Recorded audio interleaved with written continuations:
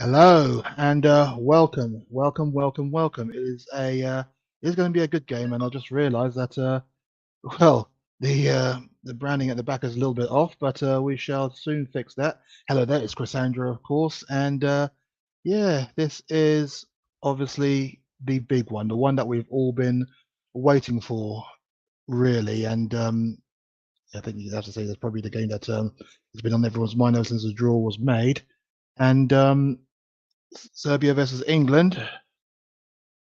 How you all feeling? What's going through your mind right now? It's the opening day of Euro 2024 for us, and yeah, it is going to be an interesting one. The game's being held, I think, in Gelsenkirchen, which is the home of Schalke. No, no, it's held in Dortmund, isn't it? I think it is. No, it is Gelsenkirchen, the home of Schalke, who haven't really been doing the business in the German league. I think they're just relegated, so I think that's all going to be a big sign for us. And yeah, it is. It is a cracker. England versus Serbia. Um, well, I'm not afraid to tell you that I'm a little bit on the nervous side about this one. It is a game that well, that we are kind of expected to win, expected to do well, and right now you can see I'm kind of not not at my most neutral today. How can I be? But this is a game that I'm kind of looking forward to.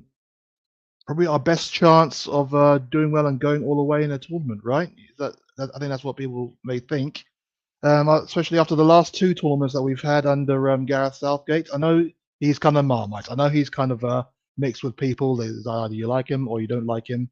Me, I just going to look at the facts, look at the results, not necessarily the style of play. So far, first tournament gets to a final. Can't say better than that.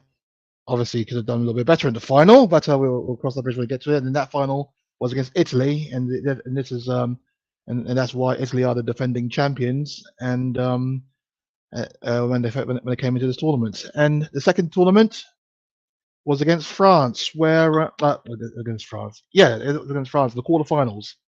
So we got to the quarterfinals in that one. We only started playing when we had our backs against the wall. So and then that missed penalty by Kane meant that we didn't get far. But a final and a quarterfinal, not too bad, not too bad. And a lot is expected of the squad that we've currently got at the moment. And a lot of people are thinking that well, not necessarily the dark horses. That's what we used to be called in the old days when we didn't have a squad as good and as decent as the one we currently have now.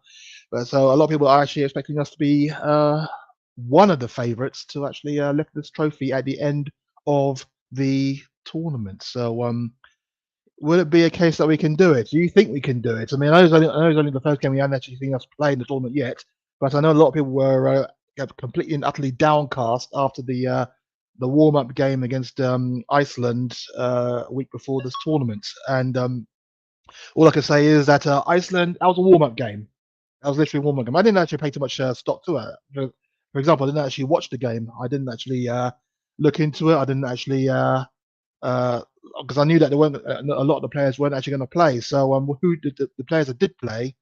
Um, I know they probably should have given a better account of themselves because then we probably would have thought that at least there's a lot of strength in depth.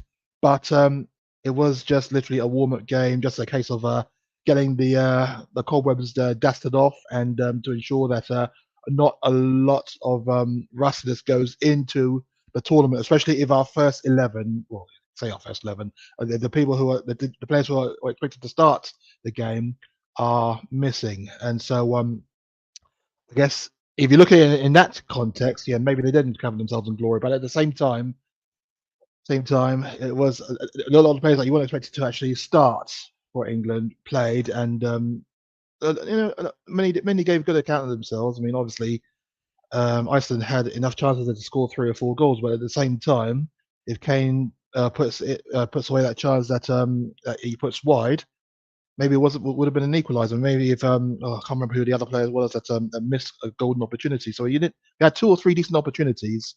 We put them away.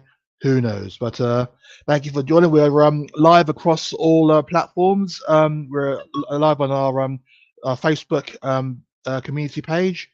Um, and that will be in the group very shortly. We're also live across YouTube as well, and we're live across Instagram. On Instagram, it is only the first hour because that's literally all Instagram gives for live videos. So once that hour is up, that will be within 15 minutes of the kickoff. Well, 15 minutes into the game as well. So once that happens, just go over to our YouTube page or go over to our Facebook page, and you can continue the live stream along with us there. So well, the teams are out on the field in the Al Schalke Arena. I remember in the World Cup when it was held in Germany, that was called the Gelsenkirchen World Cup Stadium. Well, now, thankfully, they've gone back to their actual names. So the players are warming up. Southgate's on TV and looking fairly relaxed. And you can probably see why, because this is the team lineup now, and we'll show both teams as well, Serbia and England. So this is the team lineup as we can see it. As you can see, it is going to be. We'll start with England, of course, because that's what I think most of us will be here to watch, and that's not to do disservice to our Serbian brothers. I'll talk about Serbia in a minute, actually. The team in goal, Pickford starts. Probably the one change that we expected from the site from the Iceland game because although oh Jesus, what's the Arsenal goalkeeper's name? My memory is absolutely appalling. Ramsdale, that's it. My apologies. Although Ramsdale did give good account of themselves. A lot of people were trying to blame him for the goal that Iceland scored, which obviously was not. It was a difficult shot, and the defender masked the position of the striker. So, but it is what it is. Pickford is the number one, as you expect, and so he'll be starting. In defence will be the players who you expect to start, really. Trippier Trippier on left back. I mean, Shaw is close to fitness from what I understand. But still might not be fit to play in any of the group games. But he is close to fitness. So this will be a good test for the Trippier, who played at left back against Iceland and didn't do too badly. I don't know if he's played that often at left back for Newcastle, but yeah, a player that of course we had for a couple of years at Tottenham, and it was an ignominious way the way it ended. But yeah, it's good to see that he's doing well up in Newcastle, and it's good to see that he's getting a starting place at these championships. Mark Guehi of Crystal Palace will start at left side of defence with partnering John Stones, and it's interesting because John Stones is the elder statesman in the central defence, but Guehi is the one with more experience, football experience this season. He's played a lot more than Stones has at Manchester City. I don't know if that's going to help or hinder, but of course we are a little short at centre back, especially with the news that Harry Maguire was not picked for the squad because of the ongoing injury he sustained during the season. He wasn't going to be. But the weird thing was for that one, I mean, he wasn't going to be fit for group games, but he will be fit. Might have been fit for the knockouts, similar to Luke Shaw. But Shaw comes along and Maguire stays at home. But it is what it is. It's the squad that Southgate chose. In the double pivot in midfield, it's going to be Declan Rice, has had a stellar season for Arsenal, close to winning the title with them, and he played such a pivotal part. He was pretty much the missing link for Arsenal, one might say, from the season before to the season just gone, and he was brilliant, and yeah, he shored up in defence and also popped up in attack when needed. So he's doing the box to box kind of role, which I kind of like to see him do, and he did it to such a plumb that yeah, he got a lot of kudos for it, and obviously he's going to be the mainstay of this England team in this championship. And alongside him will be Trent Alexander-Arnold, who is he played all of last season pretty much as a midfielder, so this won't be new to him. And of course, he has the option of doubling up as a right wing back if need be. But this is his new position as he's getting older. This is the position he's choosing to play, and you have to say he's been doing quite well because I know there's a lot of a lot of talk about him not being able to defend or not being that good at defending, which is as a left back, you kind of have to assume both roles in terms of attack as well as defending, and that's always been something that's dogged him really. But this new role that's been carved for him probably suits him to the ground. And then the forward line. What do you make of this one? It's Phil Foden. We did have a lot of talk about this, especially in the group, and also with friends of mine, where we just kind of discussed how this was going to go. Was Saka is the undroppable by the looks of it, and but Foden likes to play on the right. And so we kind of thought that Foden will be shoehorned into the left, and that's exactly how it's planned out because this is how he's kind of played on the times that he has played for England. That he has kind of been shoehorned onto the left whenever Saka has played. So that is how it has turned out.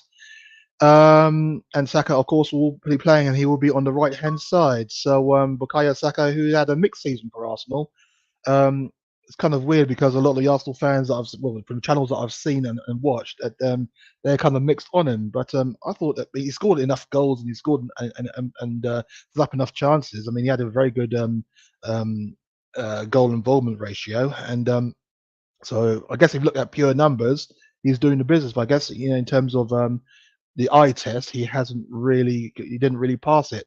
So yeah, he's doing the business for England, and that's what you can kind of expect at this stage, and that's what we want to see. And then of course Bellingham in the middle. He'll be doing a similar kind of well, I was going to say box to box. He's not really box to box. I mean, I know he does sometimes half-handed defense, but he's kind of like plays as a number 10 for the most part. And that's what he did for Real Madrid. Real Madrid Player of the Year, in his first season. So I have to say that he did do very well there. I mean, only 20 years old, and it feels like he's been around for a long time. But yeah, our talisman and definitely a player that we have to watch. Definitely a player to watch, I should say. And he'll be the number 10 to Harry Kane's number 9. The captain of England, former Spurs, of course, and I mean he smashed the goals record out there in Bayern Munich, in Germany, sorry, and so playing in a tournament that's held in his new home, as you might say. So we shall see how it all works out for him today. Of course, went there to win trophies. I won't go into too much about that, but one thing has been known about that on the group. So yeah, that's is how that one panned out.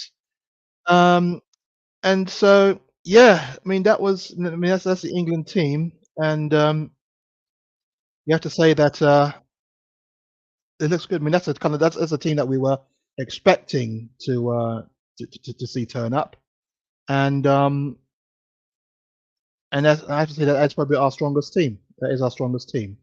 So I'm happy with that, and you know it's all about whether we can get off to a very good start. That's the only thing that is kind of on my brain right now, is if we get off to a good start. Because well, under Southgate, they just mentioned that in every tournament Southgate has been at, we've won our opening game. So there is that. I guess that is that is obviously definitely a good start. And yeah, so we kind of hope that that for us that carries on. Serbia are an interesting side. They're a very good side, and their team is to the left, as you can see.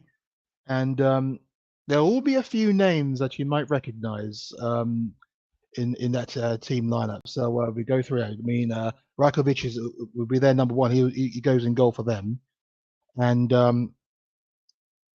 they'll be playing a 3-4-3 system, and it's that's going to catch me out there. I've just seen the central defender, and they also have a midfielder by a similar name, but luckily his name is double-barreled. So you got Velikovic on the right side of the three, Milenkovic in the middle, and Pavlovic to the left. And this is where you might recognise a couple of names there. Gudel, he's like the mainstay in the Serbian side. Milenkovic Savic is one you'll definitely recall. I think he plays for Lazio now, doesn't he? So he's a Lazio player. Kostic will be the wing back on the left-hand side alongside Lukic, and Zivkovic will be on the right. And then up front, will be the player to watch in my eyes of Dusan Vlahovic, and also another player to watch is you should see there Mitrovic, former I was going to say Newcastle, former Fulham player, and yeah, he's still banging in the goals even though he's playing out in Saudi Arabia. And so he is a guy that is on a mission. I mean, Serbia don't have the best of records in in tournaments, in finals. I mean, they've gone to World Cups, they've gone to Euros, and I think they've won a couple of games. But in that time, they always either finished third or fourth in their groups. So there's a far cry from when all the teams were joined together in the former Yugoslavia. But as Serbia, they are a side that with all the talent that they have, and you see Milenkovic Savic. Sorry if I'm pronouncing that properly. I do apologize to my Serbian friends if I'm butchering. I do apologize. Milenkovic Savic, who is a great string puller, especially at Lazio. So they have the players like that. They have players like Gudeli, and they have, it is a very strong looking defense there. Velikovic, I think he plays in Italy as well, if I remember rightly, and Pavlovic, and with players like that, you kind of wonder why they're not why they're not why they don't kick on when they qualify for finals. Dragan Stojkovic, you may remember from the days of Yugoslav stalwart. I think he played in the 1990 World Cup where Yugoslavia were fantastic. I think where they got beaten, I think in the second round by Germany, West Germany as it was back then. And they would have torn Euro '92 up to shreds. They would have been brilliant in that tournament. Obviously, they were banned because of that war. But this side, the Serbian side, they have players. They have players that could hurt us. But it's a case of them trying to put it all together, and that's where the issue kind of lies. And so that's where we kind of come to the players that to watch. And for both teams, it might be a case of it's kind of obvious, but I'm going to start off with England first, and we've got quite a few players that that can kind of take that mantle, and in terms of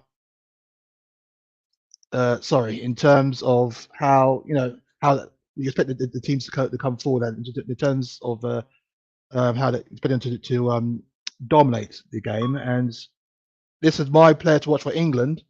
And yeah, you could say Jude Bellingham, the number one. I mean, there's players to choose from, but for me, he's the one who pull the strings. He's the one who has an eye for a pass. He's the one who knits the play together, and he's the one who will probably score a lot of decent goals for us.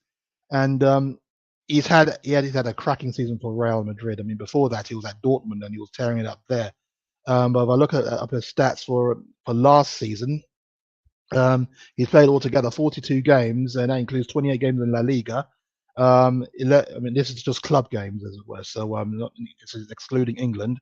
11 in the Champions League, where they got all the way to the final and won. Real Madrid, of course, they won the title there as well. The Copa del Rey. And yeah, 42 games altogether in that. 23 goals, 13 assists, and so 36 goal involvements in 42 games. That's a goal involvement every 159. Is that every 159 minutes? So fantastic stats. And look at him there. He just looks like a natural born leader. Just looks like a natural leader. And yeah, natural.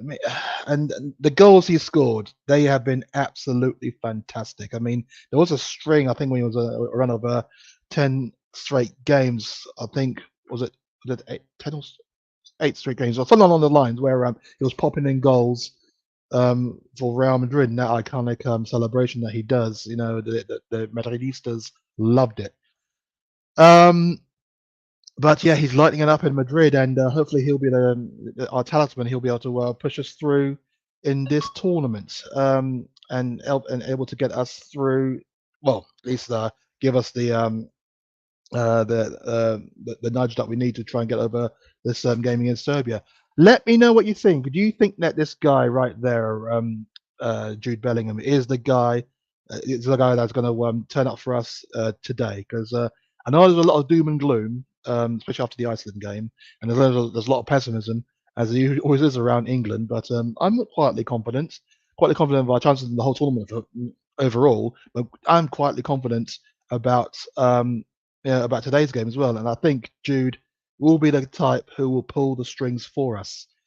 And yeah, yeah. So that's what I'm thinking there, for especially for England. And let's hope that he can do it. And then so that's Jude Bellingham for England. For Serbia, I know many people might not might not know too many of them. They're not real household names as such, except for maybe one or two. And a lot of people in that case will go for the really obvious, and that would be, well, who else would it be? Alexander and Mitrovic. But for me, I'm going to throw a little bit of a curveball at this one because people will be looking at Mitrovic, and he is definitely a player to watch.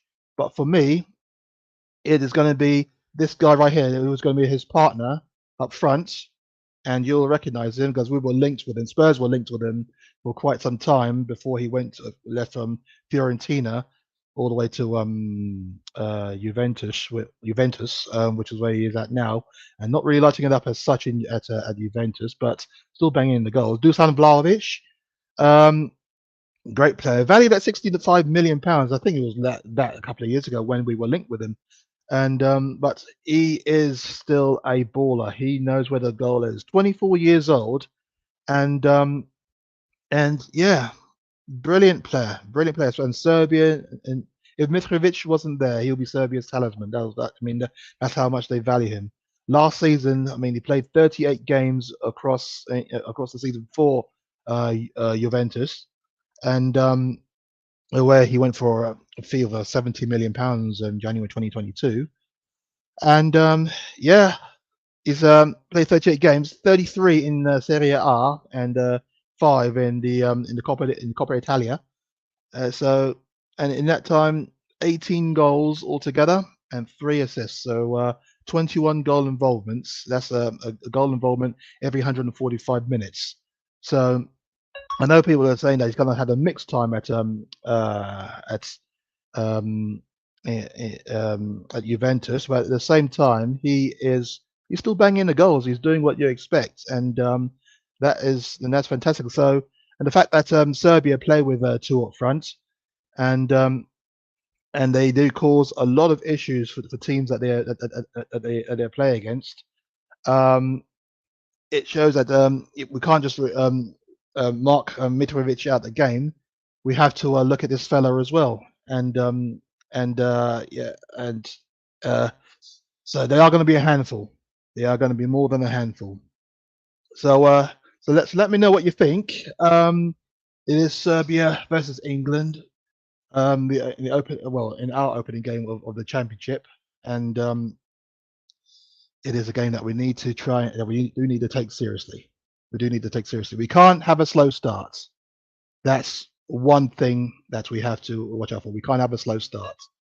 And the fact that under Southgate we haven't had a slow start, we've actually won all our opening games. Although in terms of like performances, we kind of had mixed performances in all. So I guess that's where the problem can arise. And currently they're showing all our opening games of all major tournaments, when then they've thrown in the 66 World Cup final, which obviously wasn't an opening game, so I'm not quite sure what else thrown in. But I guess they're talking about the expectations of England right now, and in terms of the players themselves, and in terms of the fans too. And well, uh, well, actually, let's talk about it. Let's talk about it. Our expectations for this tournament. I mean, there's talk that if that could be Gareth Southgate's last tournament. I mean, he's only taken us to 3 tournaments, and when you consider the likes of Bobby Robson, I mean, did he take us to 86, 9? Oh, actually, he did 2, and then he left after 1990. Okay, yeah, so maybe that is the shelf life of England managers is not too long, not too long. But if this is going to be his last tournament for in charge of us, then he's you have to say that we have kind of slowly built up to a position where you could say that we could kind of strike for an actual international title. mean, getting to a European Championship final last time out was, it was fantastic. It was a great feeling. It was good. And but I think the thing was that the people would then say that we beat the teams that we were expected to beat. As soon as we come up against someone decent, and they're showing the miss against France in the World Cup quarterfinal by Harry Kane from the penalty spot, they're saying that as soon as we come up against someone remotely decent, then we struggle beyond belief. Um, Having said that, I mean, we did. I mean, in the Euros, we took on a struggling Germany side, didn't we? And we beat them 2-0. But even then, Germany had some decent opportunities, and we saw in the opening game of the tournament just how good Germany are now, and how much they have improved. So there is a lot to there's a lot to unpack there in terms of whether this England side can match what we've seen from Germany, and we looks like we do have this. We should do, because we have the squad that can compete against that. And so when I say that expect us to actually challenge for the title, it's not just me just being kind of like hopeful or whatnot. I fully expect with the squad that we have to actually go out there and actually challenge and actually get, well, not, even if we don't just get close to winning it, that's still will be a disappointment. But we have a squad that's good enough to challenge the likes of France, the likes of Italy. It's all about up there, isn't it? It's all about our application. It's all about whether we can actually turn up in the big games and actually put together a form, the form that will help us beat them. So that is going to be one that we have to look out for. Really, it's 17 minutes till kickoff, and thank you for joining in and for tuning in and watching this one. It's the Tottenham Supplement live across all platforms on Facebook and YouTube and Instagram. Instagram is literally just a 1 hour stream, because that's all they allow us on for live videos on Instagram. So once that live stream is finished, that'll be the 15 minutes of the game. Once that's completed, then go to our YouTube channel, also our Facebook group as well, and then we'll be able to continue watching together. So yeah, that will be 15 minutes time till kickoff. So let me know what you're thinking. Let me know where you are with this. Let me know your thoughts. Do you fancy England's chance? And even if the Serbian fans watching, hello and welcome to you guys. I mean, Serbia, a lovely country. I mean, I went there when Spurs played Crvena Zvezda, Red Star Belgrade, as you know them by, and lovely city, lovely people, and lovely food as well. Oh, the food, damn it! But I saw firsthand how football mad they really are, and I know I was kind of warned about going there, but I didn't have any kind of trouble whatsoever, and that was the beauty of it. That was the beauty of it. I loved every single minute of it, and yeah, it was a great experience. We obviously won that game. I'm talking about Spurs there. We obviously won that game, and yeah, I enjoyed my week-long stay there. It was fantastic.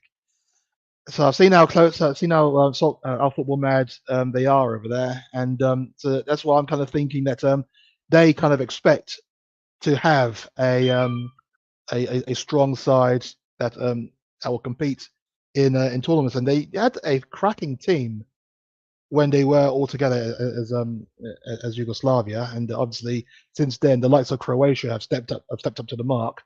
Then again, I think quite a few of the Yugoslav players were Croatian, so I guess you can see how they kind of moved on. So they kind of left Serbia behind, really. Of the Yugoslav nations, Croatia are in terms of football, are the biggest of the teams. And that's no disrespect to our Serbian brothers. And it's just literally the case. I mean, Croatia have been to what, a Euros final? They've been to a World Cup final. They have been to a Euros final, haven't they? But they get as far as the semi-final. Serbia is a struggle always to get out of the group, and that's where that kind of the issue is for Serbia. But as I showed you there, they have a squad that can compete. They have a brilliant team that can that can cause problems. It's just a case of them gelling together. But they have cracking players. I mean, Mitrovic, you've heard of, used to play at Fulham, banged in the goals for Fulham. Now plays at Saudi Arabia, banging plays in Saudi Arabia before I can't remember the name of the club, bangs in the goals for them there. Dusan Vlahovic, who we were linked with, bangs in the goals for Juventus, did bang in the goals for Fiorentina. Milinkovic Savic, a brilliant player for. I'm sure he plays at Lazio. Oh no, he's gone to Saudi Arabia as well. He plays at Al Hilal.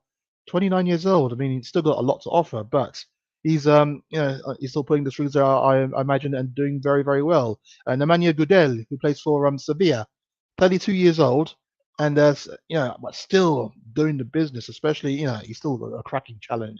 Got a cracking challenge on him. You got Sasa Lukic. You know, people at Fulham will say he's a brilliant player. And they love him down there. So they got these players. Filip Kostic plays with Vlahovic at Juventus. He's getting on a bit himself, 31 years old, but brilliant player for Juventus. And of course, Andrea Zivkovic. Now he plays out in Greece, but you've heard of him. You've heard of him. You've heard of these players. Brilliant players. Milos Velikovic, who he's going to be playing in his adoptive country, one might say. I mean, he plays for Werder Bremen. Nikola Milenkovic plays at Fiorentina. He did play with Vlahovic when he was there. And as Strahelina Pavlovic, good defender, young defender, plays for RB Salzburg. They got these players that can cause problems. It's a case of, it just makes you wonder. I mean, they play brilliantly for their clubs, but it's a case of when it comes to the national team, they don't seem to gel that well. And of course, you've got the goalkeeper Predrag Rajkovic, who plays for Mallorca in Spain. So these players play at the highest level. These players play in Italy. They play in Spain. They play in England. A couple play in Germany. A couple of play in Saudi Arabia. But then that's what it is when you get to the tail end of your time. You go for the lucrum, one might say. And they're both the players that do play in Saudi Arabia. Milinkovic Savic and Mitrovic, both 29 years old, so they still had time to.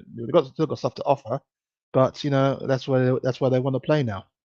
But yeah, if there's any Serbian fans on the stream, welcome. Let me know what you think. How you fancy your chances in this tournament? Well, how you fancy your chances in this game to start off with, and then how you fancy your chances in the whole tournament. At the moment, there's 10 minutes ago to the kickoff. They are previewing a couple of the players, and they just brought on Jude Bellingham now. And yeah, he definitely. I mean, he was my one to watch, and he's going to be our youngest player to play at 3 major tournaments. He's right now. He's in his 3rd tournament with us, and he's 20 years old. Is that right? So that means he went to. He didn't go to the Euros 4 years ago, did he? He would have been only 16 or 17 then. So yeah, I guess so. In that case, then yeah, he played in the World Cup, and there's scenes of him consoling Harry Kane when he missed that penalty against France. That's what I kind of remember, because that's, to me, shows that he's a natural leader, natural born leader, and that's why he was my player to watch. And that guy looks like oh, what's the name? The guy looks like Steve McLaren in front and center in the crowd there. He's yeah, he's well, he gets everywhere. Obviously, a proper England fan. But yeah, I mean, it looks like looks like the fans are up for it, and it's a lovely stadium. I wish I could have gone there myself, the Al-Sharq Arena, but chances of going there now only if I would decide to go to watch a Schalke game, because Schalke, I think I am right in saying that they got relegated this season, aren't I? So they will be. So yeah, we won't be seeing them in a European competition anytime soon. And yeah, but it looks a good stadium. Looks a fantastic stadium, and the team does look good. Well, anyway, 10 minutes to go before kickoff, so let's throw in a couple of quick Spurs news, and yeah, it is going to be well, hopefully it's going to be a busy one this summer, but at the same time, um, it'll be one where you don't imagine that most of the rumors that you hear will be even remotely true. And the first one that comes up right now is this one right here, and yeah, it's you'll recognize that face. It's Dani Olmo, Croatian player actually.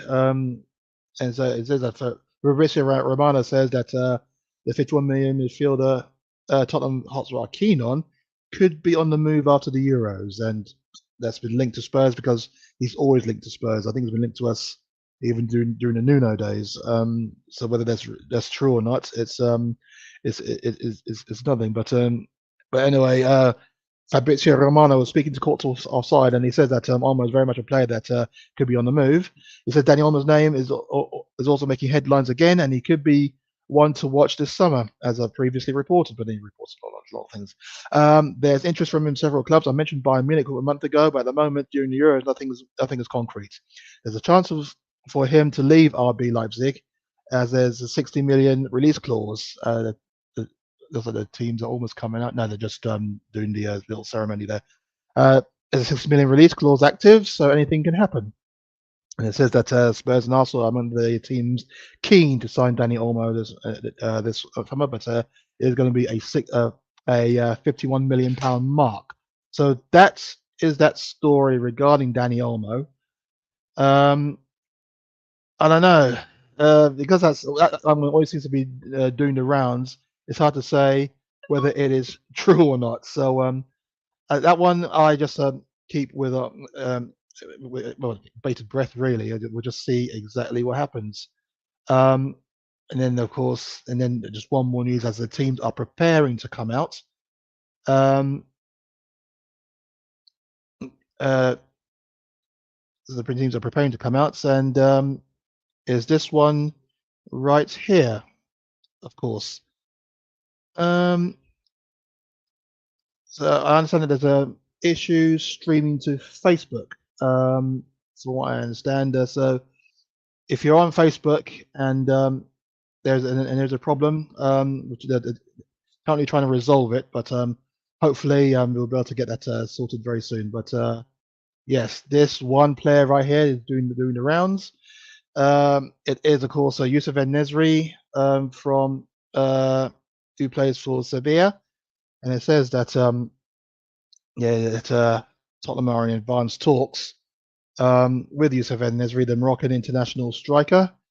And this is news that's coming from Sevilla, well, Vamos Mi Sevilla, which I guess is a fan channel. It's saying that the Spurs are in advanced talks to sign the La Liga striker, with Sevilla setting a £21.2 million price tag. Sorry, I got the hiccups there.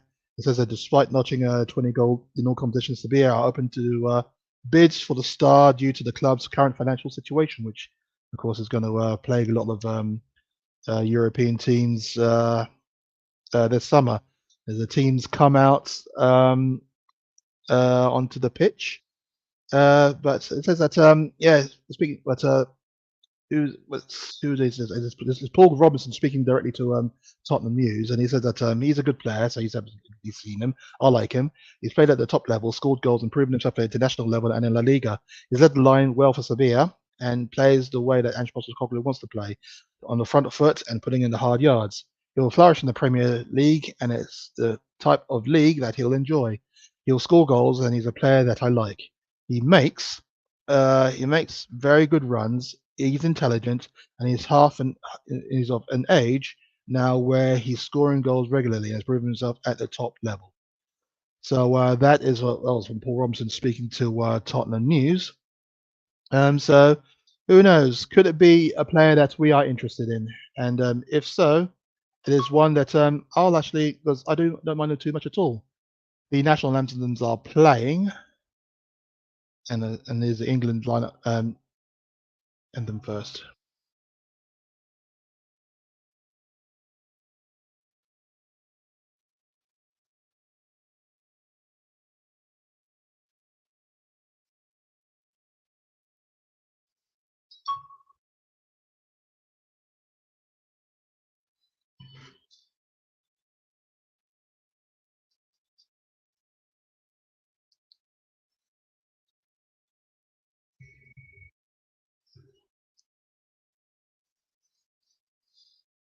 Yeah, the England anthem done there.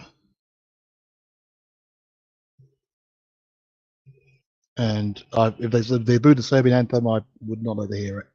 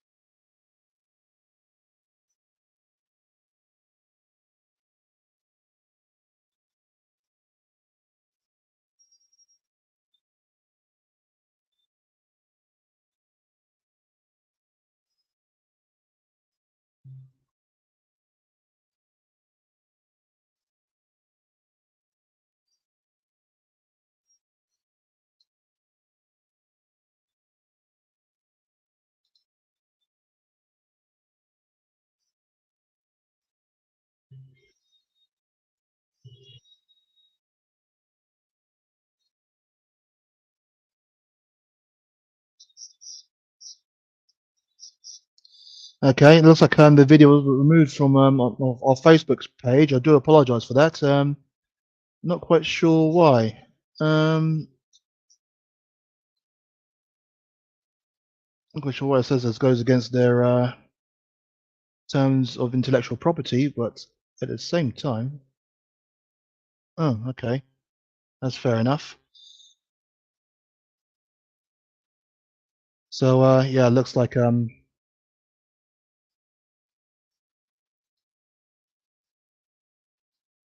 yeah, so it looks like there's going to be an issue on Facebook. I do apologise for that. So yeah, it's just going to be on our YouTube channel and also on Instagram for the next 15 minutes.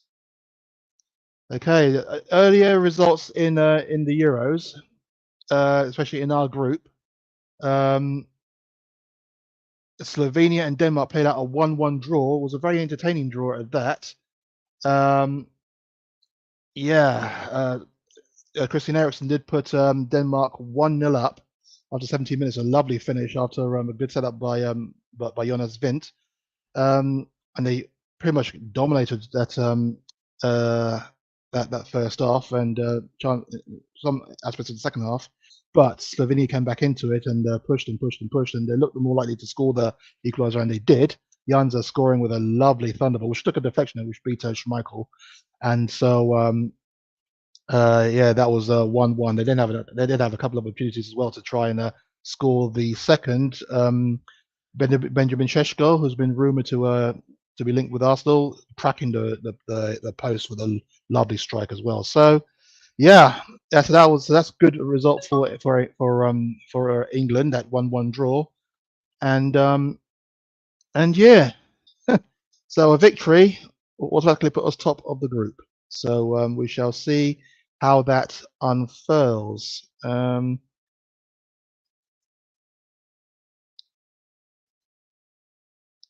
Well, so yeah, let me apologise to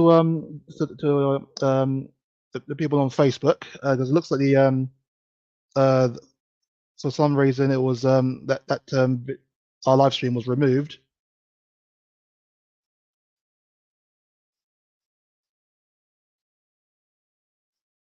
Okay.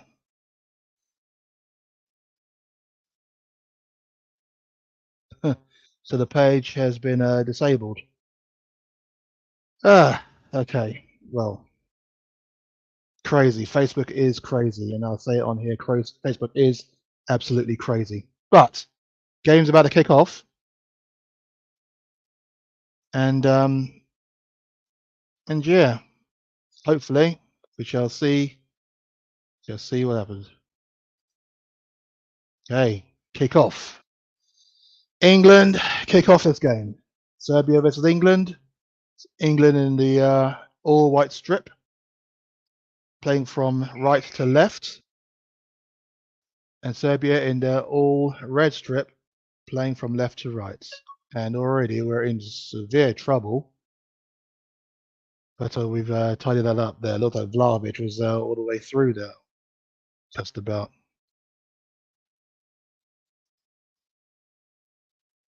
But while this is going on, I might just see if I can submit a appeal.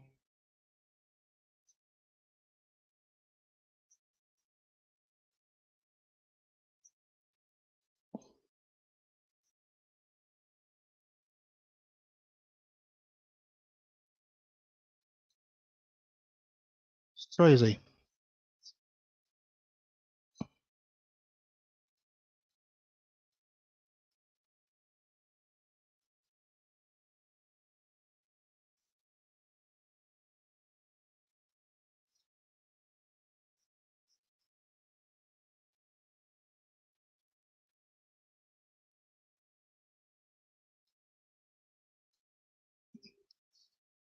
Well, so England are immediately on the ball, and yeah, as you expect, keeping on the ball and trying to make Serbia work for it.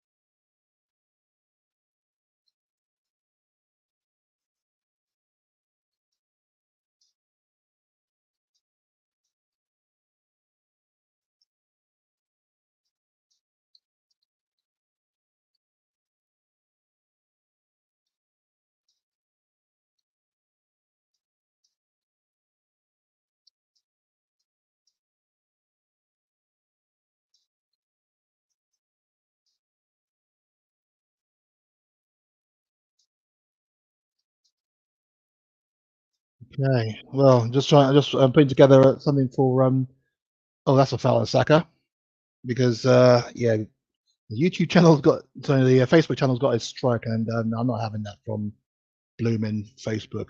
They are just cowboys at the best of times. So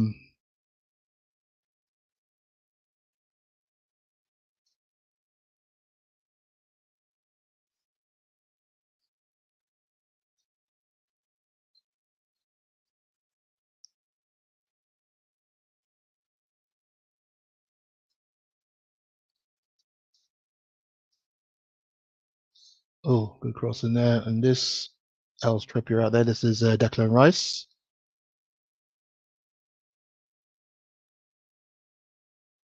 Well played. Now to Trent Alexander-Arnold, and back to Walker, and back to Pickford. So we're looking comfortable at the very least.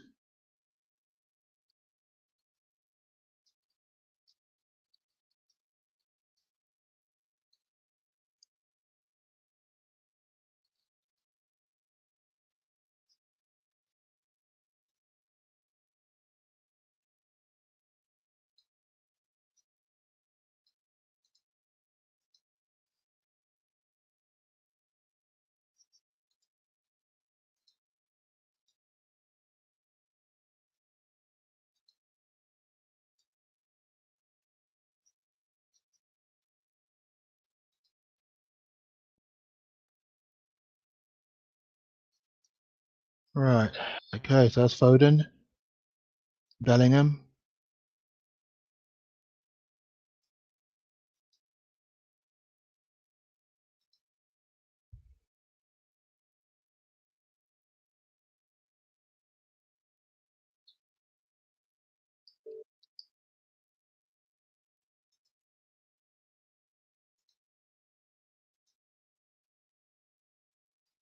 Okay, go. Oh, I was unlucky there. I think Foden almost threw in goal there.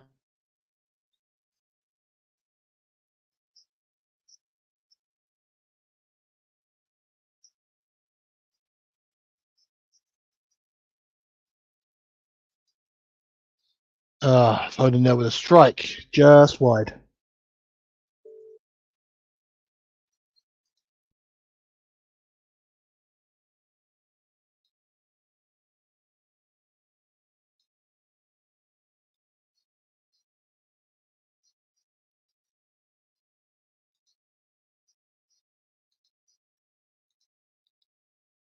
Okay, they're just slapping me with all sorts of restrictions now.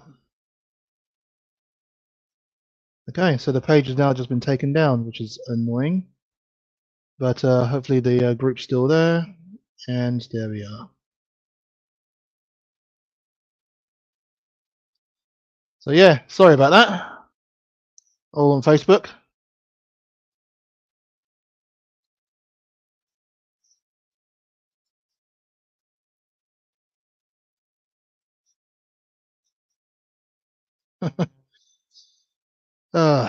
Facebook. Oh,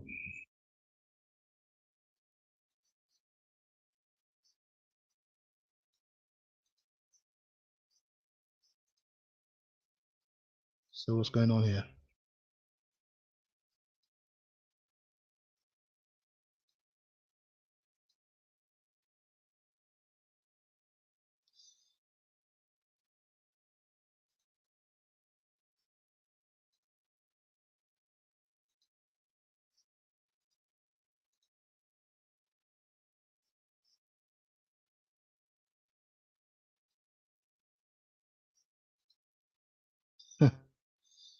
Okay, well, so it looks like there's going to be an issue there with my Facebook page now. So, well, there we go.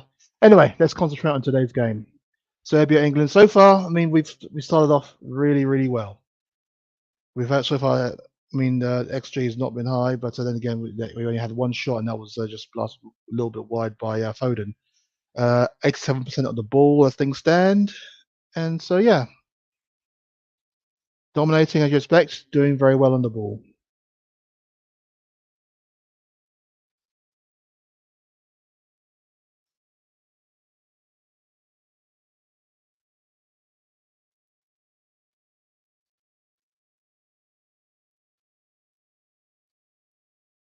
Okay, that should be an England ball, surely, but I guess not.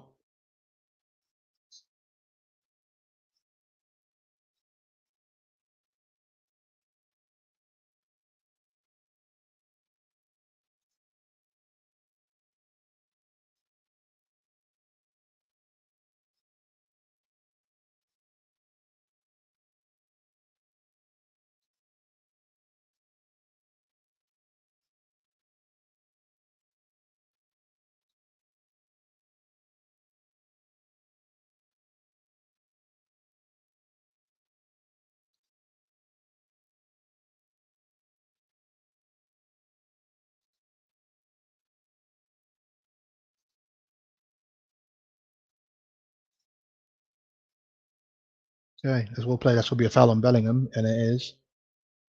So a free kick to England, just in the middle of the park there. It's taken quickly. It's Trent. Rice out to should be out to Saka. That's a lovely through. No, it doesn't quite get there. Pavlovic gets ahead of Saka and ball is cleared, but it comes back to Rice, who doesn't quite keep it in. But yeah, so far so good. I mean, fairly comfortable. I mean, yeah, it's not too bad at all. Been looking good. Looking good.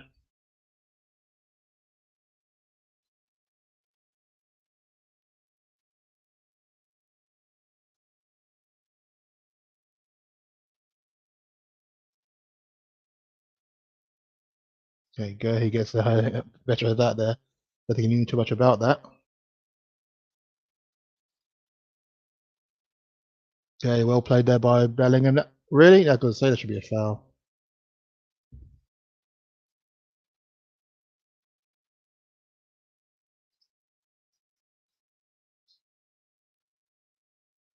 Being pulled all over the place. So yeah, naturally, that had to be a foul.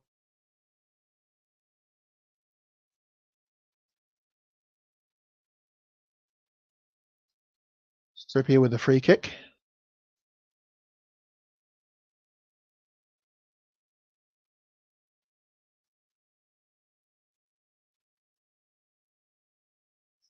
Is that not a foul? Or really giving it the other way?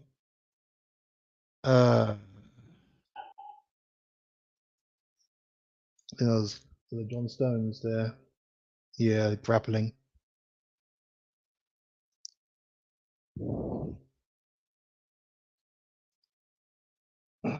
Mitrovic does like to fall, but then again, John Stones, I guess, does like to grapple too. So that's going to be a hard one to to digest.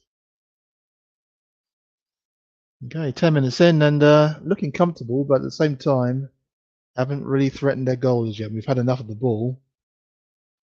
But yeah, at the moment, no shots for either team.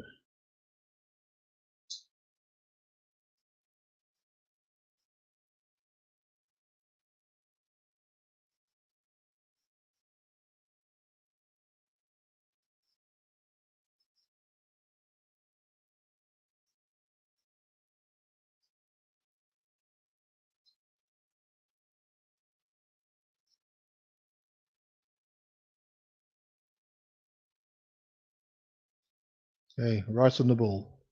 Is that to Foden, who's on the left here.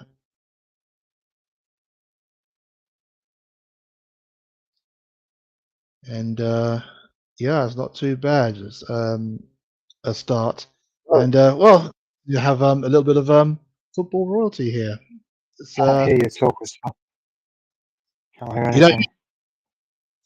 Oh, is that why? Oh, okay. Let me check to see if it's me. No, the microphone is working. Seems to be working.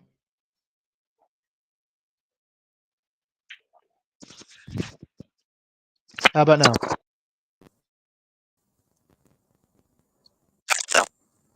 I can just about hear you, but then put the volume up a little bit. You got us? Yep, no worries at all. Hello? Okay, so that's a Can you hear good ball in. It's in! Get in! Get in there! Drew Bellingham, what did I say? Was going to be the man Obviously, meant to I'm on a watch. delay. I'll give you a delay. Just Clearly, I'm on a delay listen here. on the main match. I just got in. I just got in now, so I'm on the player. Ah, that's yeah. What a strike that was by Bellingham. What a strike was by Bellingham. It sounds like there's a bit of a delay on the line. I'm not quite sure. There's a bit of a delay on the line. I'm not really looking. What time is it? Get this to work. It's always teething issues with these things. There we go. Yeah, there's no there's no echo now, which is good. Oh, there is now. Yeah, exactly. I put on But the. Oh yeah, I've done the best I can. Yeah, no, that's fine. Yeah, I just said. Yeah, I'm thinking I'm delayed. I think the same with iPlayer here. There's always a weird delay. You know. Yeah, so yeah, there's a delay on iPlayer. I'm watching iPlayer on the web. iPlayer. Mm. I'm watching iPlayer on the web. So yeah. Okay. Let's have a look at that. But that was a great header there. Oh, that is. Do you know what? Mm. Do you know what? I don't know the comparison, but the way he ghosted in and that header. Do you know what that reminds me of? Yeah. Shearer against was an England game, wasn't it? But yeah, you tell me. Dele Alli versus Dele Alli's first Premier League goal against Leicester City. Ah, oh, I remember that. Yes, I remember that. It was, you know, I mean, I don't really like Foden playing to the left. I'll be honest. I think Gordon's better. I think you've got to have the courage to say, yes, I've got Palmer. Yes, I've got Saka. Yes, I've got Foden. But I can play two. Obviously, have done. I'm playing what's best. Yeah. I mean, as you say, look, the 11 that starts will not be the 11 that finishes, if that makes sense. There's always new changes, you adapt, and you see how things work out. But that was a good header. That is just Yeah. You know, Great they've header. actually retired their number. They actually retired his number in Birmingham City, which everyone laughed about. But he is going to be like, he could. Ironically, he obviously didn't play that many matches for them. Maybe a season at tops, maybe 1 or 2 seasons. Yeah, it's very before few. he went to Oh, the Dortmund. flicks and tricks. Because of his age, but always had his number. But he could be the absolute difference maker. Like Wayne Rooney had his coming out party 20 years ago. Yeah. This he is. Uh-huh. Yeah, this good. And obviously, it's not that people don't know who Wayne Rooney is, because obviously, yeah, Bellingham's won the Champions League with Real Madrid, so it's not as if he's a no-mind. But Yeah. it's just in terms of international, like, you know, obviously, you know, it's just interesting to see how things work out. Yeah, so I'm trying to think of certain players I can think of. There's obviously Vlahovic, who plays for Juventus, who's someone that you're linked with that never happened. And a beautiful flick there. Continuously linked with, yeah. Flick there. Yeah, we're playing some good stuff here, and at the moment, yeah, that was set up by Saka. It was a great cross by Bukayo Saka, and yeah, Bellingham with a lovely header there. I've nothing but good. So I was a couple of years ago. We had Give Me Sport, and they're asking what I want to ask him. Okay, and I just said without question Saka. I said it's him or Phil Foden to who basically decide how well we do. And obviously at the time Phil Foden was playing on the left, now they're more to the middle. But it's interesting to see how they had. Because I think it's. Do you know what I do? Brooks looks like goes, look, players don't just stick to one position. This isn't like, I don't know if you think of super formation football where you have a player and you do something and then it goes straight back to formation. You know what I mean? These are intelligent footballers. They're not robots. Yeah. That's what I'm saying. Although very true. But it's interesting to see how this works well. So look, you want to go with a win. I thought he was going to be very daring to go under Arnold. I thought he's done so far. So I only just got in 5 minutes ago. Yeah. Yeah, very true. Yeah. Very true. We don't know the defense is going to do because they haven't answered questions yet. You know what I'm saying? So. Yeah, at the start I did kind of highlight that they have a lot of Serbia have a lot of players that are dangerous, but and they're very dangerous with their clubs. But it seems that when we put them in the red jersey, that they don't seem to live up to the promise, as it were. I mean, obviously they score lots of goals during qualifying, but when it gets to the major tournaments, they never seem to get out of the group, do they? You'll be the king of qualifying. It's like they're the king of qualifying, and that's great. And I remember Bellingham's on the ball now. Lucky. I think what was it? Well, I think Grand too. It's Trent with a poor shot there, but yeah, 2 players were taken out there. But yeah, carry on. Sorry, Trent Arnold there. England were like Group 1 because they'd qualified just about. They did quite well, but they qualified for the Euros. I think their main competition was Ireland. It wasn't exactly the most difficult, group. I'm not saying. I think England had its group. I think, from memory serves. So they had a decent players. They beat home and away as well. Funnily enough, well, that's a really good pressing. Good bit of pressing there. Oh, this is good from Foden. This is fine. Yeah, you are slightly delayed. I'm severely delayed. The thing is, I'm watching it on the web. So when you're watching it on the web, there's always going to be a delay. I no longer have tutorial. So yeah, it's just I'm watching via iPad nowadays. So. That's It's definitely a weird. It's not like a traditional 4-3. No, it's a 4-2-3-1. It's clearly a 4-2-3-1. Well, for England, yeah, it is. Trent Alexander-Arnold is just definitely. But then it reverts to a diamond up there, so it allows Harry to stay up front. I think that's what they want. Harry Kane is his best work in the penalty box. Yes, he can drop deep. But, Bellingham's just giving it away there. He puts it wide there, Mitrovic. It was literally that ball was given straight to him. That wasn't what wasn't Bellingham was there. Trent Alexander-Arnold just literally gave the ball to gave the ball away to Vlahovic, who set up Mitrovic, and he was just inches away from Pickford's goal. So that's a danger that where are you Serbia at? can pose. I'm at 19 minutes. Where are you? Sorry. 20th minute, literally just gone 20 So minutes. I'm 30 seconds behind. I'm like 25, 30 seconds behind. Mm-hmm. Yeah, you'll see the that ball control. Yeah, I can say. That was the full control there. You cannot. The thing is, his thing though. Trent had been It's a playing foul. for England There you a go. lot. So you got to give him that. And I forgot how good, and it's good pushing by the Serbian defenders. He's got to be more calm. I mean, I actually want Mainu because I think Mainu he offers that quality. He's a good box midfielder. You know, he's a 6, he's a 4, he's a 6, he's an 8, 10. He's a good all rounder. And he's not sensing any of them, but he plays each one of them very well. I hope to see Adam Walton and Mainu. I think they deserve their chances. Or some good foul. Obviously, you've seen that before, but yeah.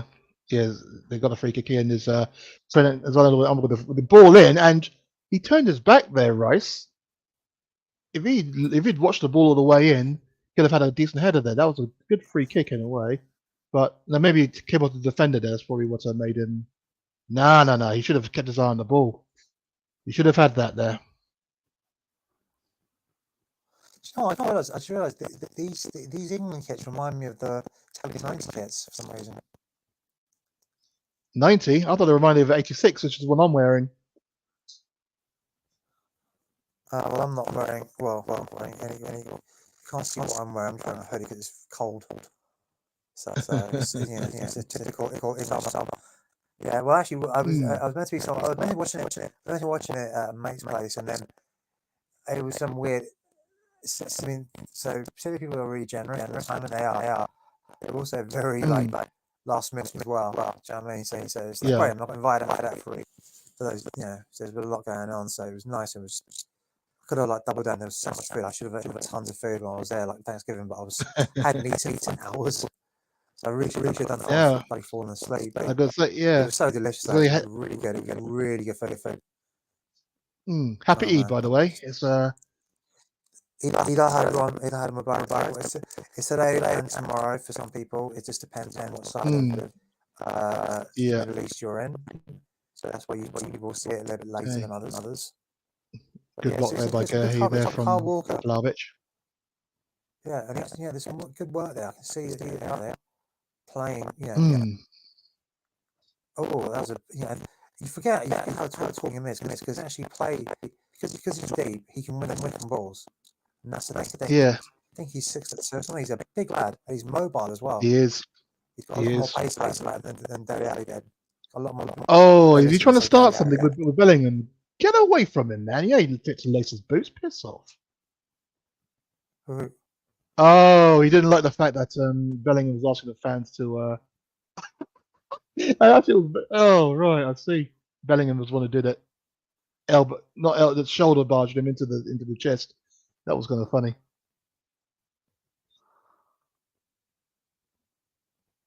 I think that was against Gudelia there. What the hell was that about? That was silly. Well, you can tell he's so Birmingham. Look how aggressive he is. Yeah, you can take the boy out of Birmingham, man. Long ball up to Kane, and Kane in the fight there. He's like Stourbridge something. So no, look, England. It's always important to lose this first game. And I remember my first Euros. I remember actually. I don't remember Euro 84.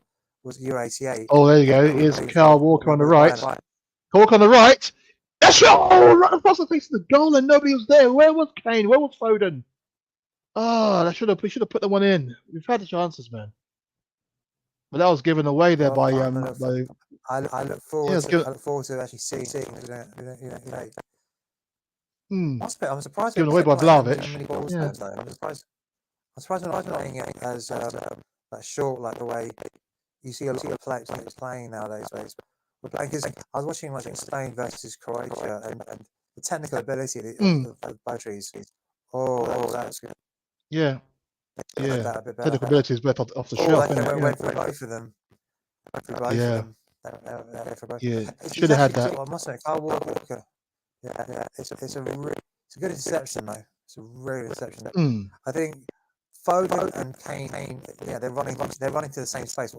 One has to make the move. I think Foden has to move, and that Kane have the. I mean, it's actually all wrong with Foden. I think. For me, It's still kind of crackly a little bit, but you just about make out what you're saying.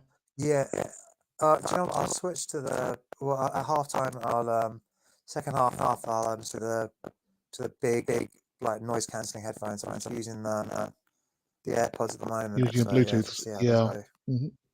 No I'm worries. using Bluetooth. I haven't got. I don't really have my laptop. I'm too lazy to get it out. I'm just long ass day. No, That's fine. I don't think. I think anything that they've done is more called confirm errors. I'm saying, and kind of worries me in terms of the fact that. But you want to make these errors, and then next can say, look, this is what's going to happen. This is how we can train around it, because tournament football is so different though, because you only got like a very quick turnaround, like 2 days something, playing 3 days. You know what I'm saying, so it's completely different. Yes. Oh, he's going to play on there, but he's not. No, that's right. Yeah, the refs give it a foul to Kane. Is it Savage? Is he playing for Serbia? I can't tell. Who's that? Sorry, Milinkovic Savic. Yeah, he's kind of swapped positions with Vlahovic. He's now playing up front. Vlahovic now on the left wing. I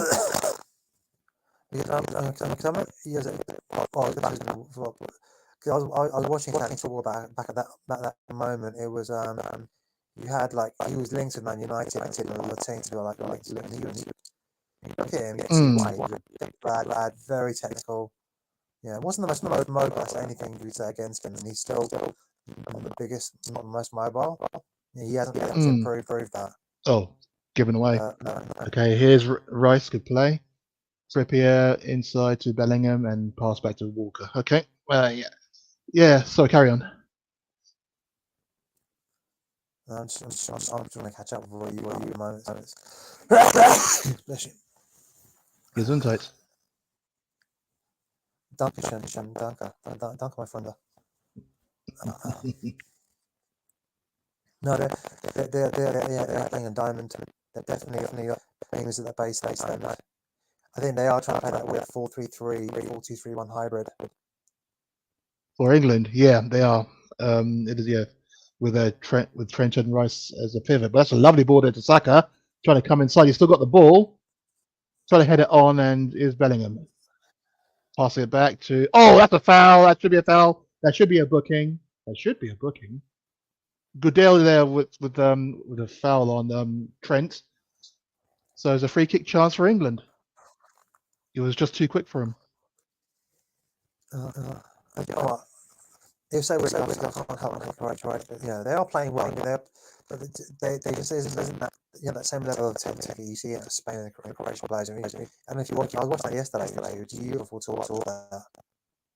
Absolutely brilliant from both teams.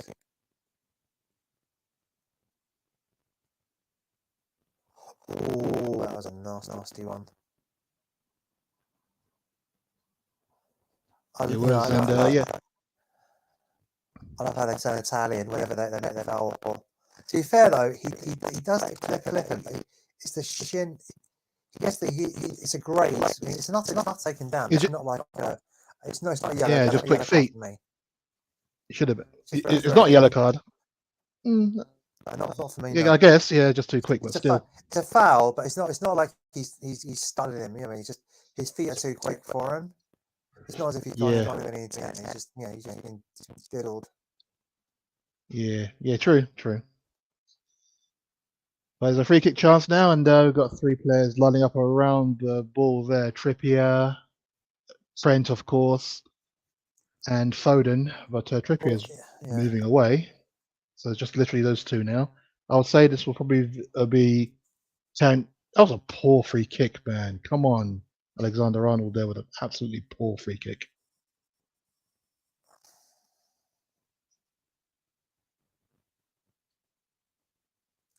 The angle is difficult because he has to bend it in, though. So it's a difficult. But that's why I would have favoured the left foot over that one.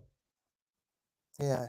Well, yeah. The thing is, I remember when they were doing this with Koeman, he was talking about how he was so good at free kicks, and he goes, "Look, I can play it in two places. I just put it on either side. No goalkeeper can move until the last minute. So I just have the right level of dip and turn." Good play by Saka. That's it. He plays 20 minutes of that. Yeah, he's. Oh, well played, Bellingham. That's. Oh God, do you know what? I tell you what, I am just so envious of Spain. If you look at the way their defenders can play, yeah, they're on the ball. I think we are so many years behind. I don't know. We're slowly catching up. Anyway, 30 minutes into the game, and it's still 1-0 England. Oh, that's a poor. Oh, I thought it was going to be a poor pass there by Trent again. But yeah, sorry, carry on. We are kind of catching up, but yeah. I mean, I feel like Italy's that's a move. That's a good bit of interception there. Really good bit of interception. Good bit of work. You can just see that.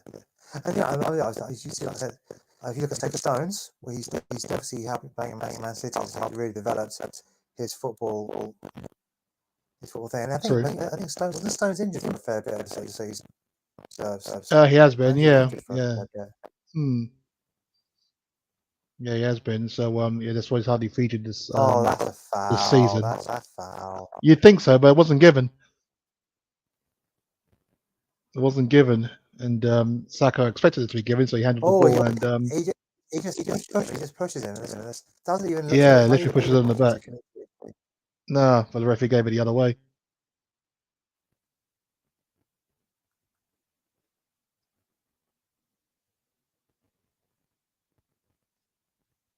Okay, period of Serbian possession. I think it's probably what they've been missing for the last however long. Sometimes you have to give him the ball, because the problem with playing possession football, the physical demands of it. I'm saying it's so hard. And the ball can obviously move quicker and doesn't get tired. That's why you like to play that kind of Scottish style, Brazil 82, one touch, whatever, because then obviously the ball move quicker and doesn't get tired, and you can move around it.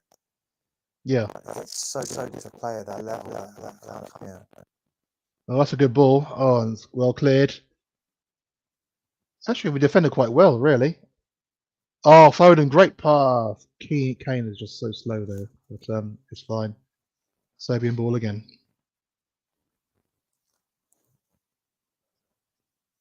Danger with this kind of possession is that Serbia will get kind of excited. I mean, I'm trying to think, because apart from the players, I think they do have the other Serbian players. I think Madrid, he's in Saudi Arabia or something. Madrid's Saudi Arabia, I think, if memory serves.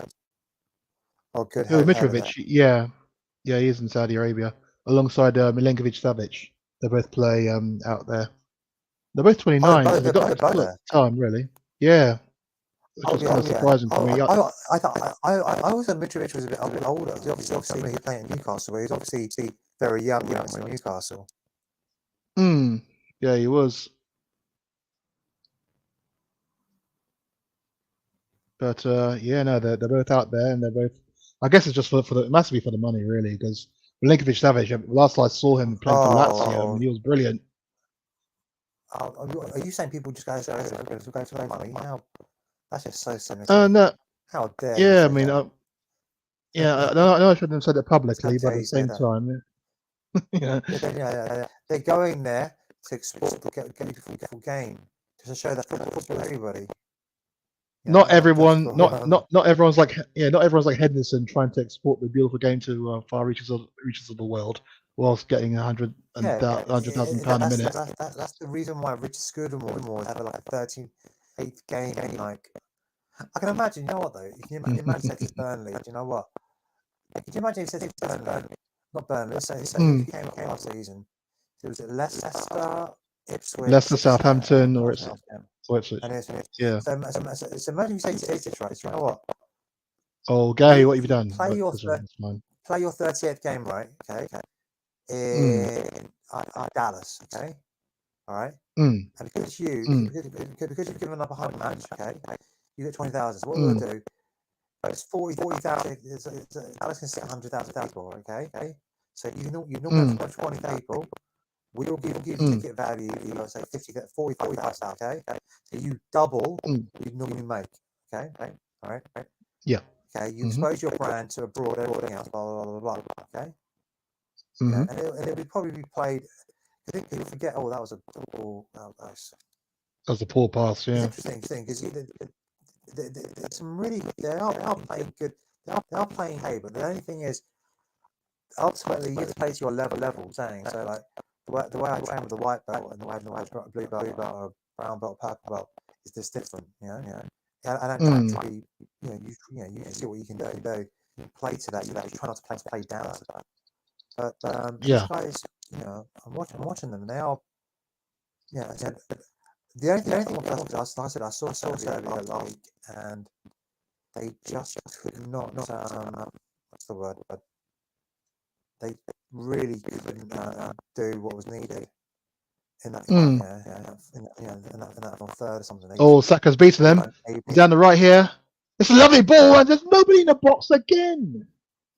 Kane's on the edge. Foden's completely missing it. Jeez. We're having chances here, man. We're just not doing anything about it.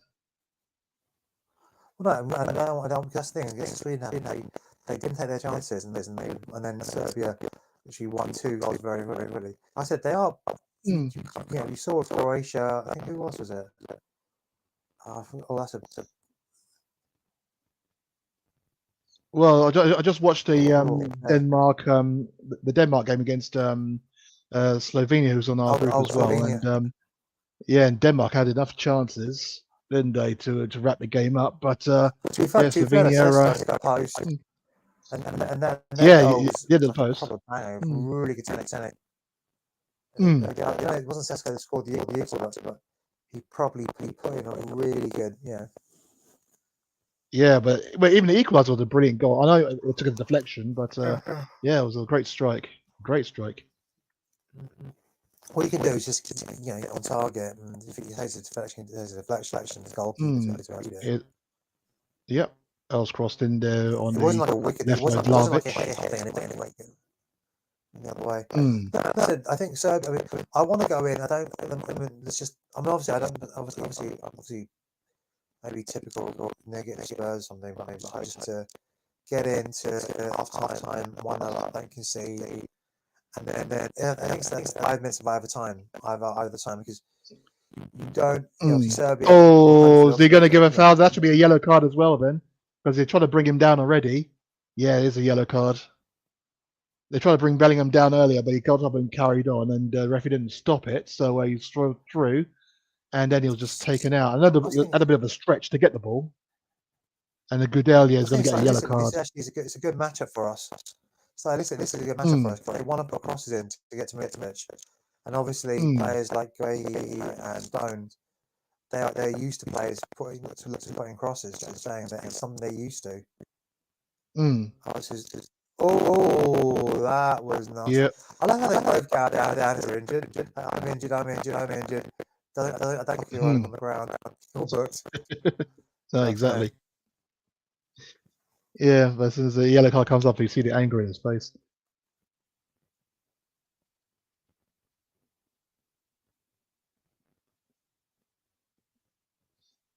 Okay, so free kick chance to England.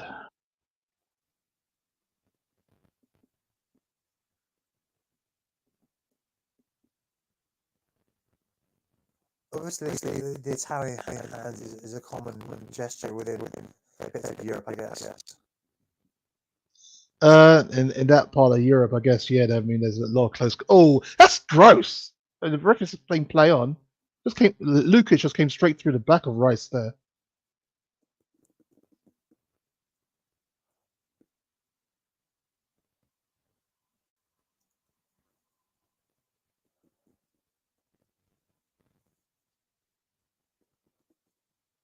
Okay, Foden on the ball. This is Bellingham. Good turn. Oh, pass one, and he gets tackled there. For once, a clean tackle on Bellingham.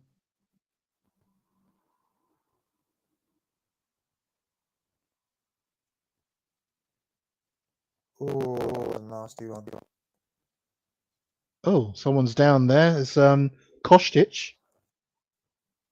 The referee, the goalkeeper put the ball out, and yeah, he's holding his left leg there. I wonder what that's all about. May just wanted to slow the game down. May want to get their treatments. Oh, I remember when they would do that. I'm injured, and then they the ball out. Suddenly they were like a miracle. They'd be up. Yeah. I gotta say, do you know what? I had a chance to watch him a few years ago playing at Dortmund, because I think he had gone from being in Champions League. So he'd gone from being in like league, what's the Championship to Champions League. And I remember asking my friend who's a Villa fan, I said, "Look, I know now he's letting you enjoy him and you appreciate him." He goes, "No, you think he wants from Birmingham?" Do you know what I mean? Yeah. But yeah. But do you know what? It does seem to be a convivial atmosphere, considering there were fights apparently between England and Serbian fans. This does be a lot more convivial atmosphere than what I was worrying about. Well, from what I saw, well, it's hard to say whether. I mean, obviously, I'm not gonna defend the the thugs that go out there, but there might be more to it than just the England fans being there. From a couple of what a couple of Serbian fans were saying. It might be Albania fans, and it might also be Serbia England fans. But yeah, this yeah, that was just messy earlier today.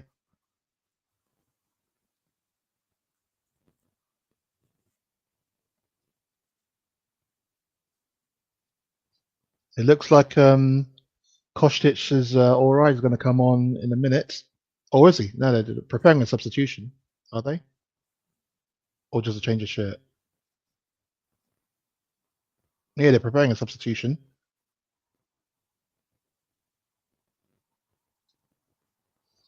Looks like Filip Mladenovic is coming on, and it looks like he'll be taking the place of Kostic. I'm sorry, he plays in Italy, doesn't he? Kostic. Kostic plays for Juventus. Yeah, I thought so.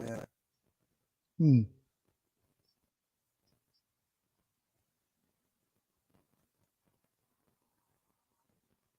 Yeah, it looks like almost in tears there. And yeah, Mladenovic is coming on.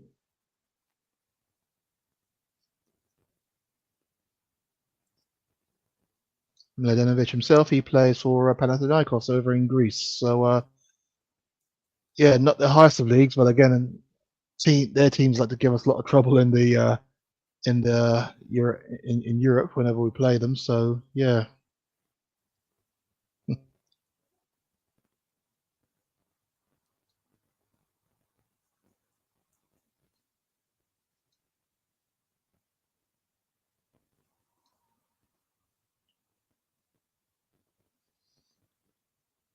Okay, so it's coming up to halftime, just 2 minutes to go before halftime, and the scoreline reads Serbia 0, England 1.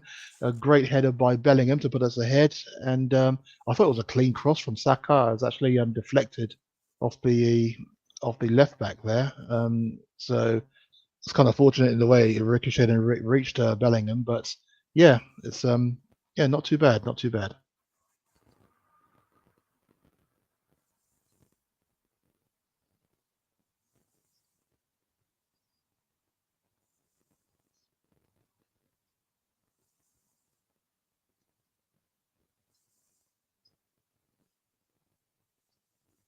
Good skill by Saka. Pass 3 there, lovely. Keep hold of the ball. And then just hoofed and given away by Stones, which is quite unlike him, really, because he likes to pass the ball out, doesn't he? But yeah, he just hoofed that one.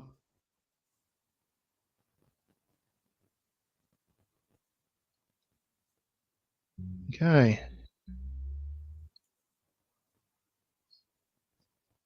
I suppose at the moment, while it's still 1-0, there's always going to be the danger that you know that Serbia will still feel that they are still in it, even though they haven't seen much of the ball and been really been restricted on the number of chances they've had. The best one they had was kicked wide. The chances we gave them. Exactly. So that's where the danger kind of lies. Well, there's always stays 1-0. There's always that danger that the same kind of issue that Denmark suffered in the earlier game. It's a chip ball, but that should be offside.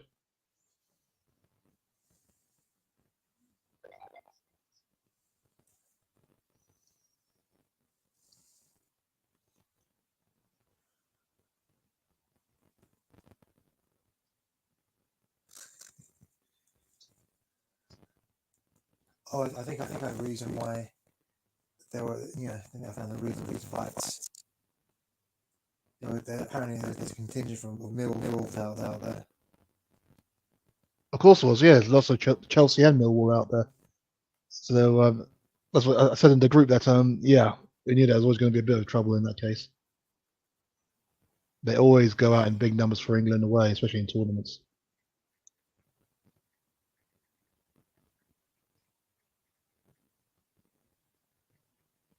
Okay, 2 minutes of injury time, so there's about 50 seconds left of that. And all in all, I guess we could say that there's been a nice controlled performance by England.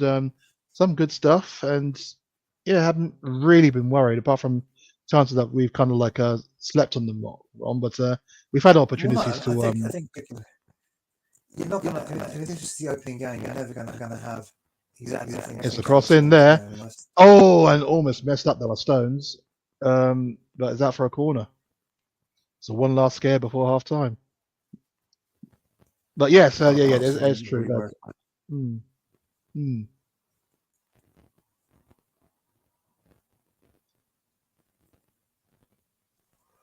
So we've reached the end of injury time now, and they've just got this one corner to go. Hopefully we'll see it out. Ball in now. That's a poor corner, and referee blows for. No, he hasn't. I thought he was going to.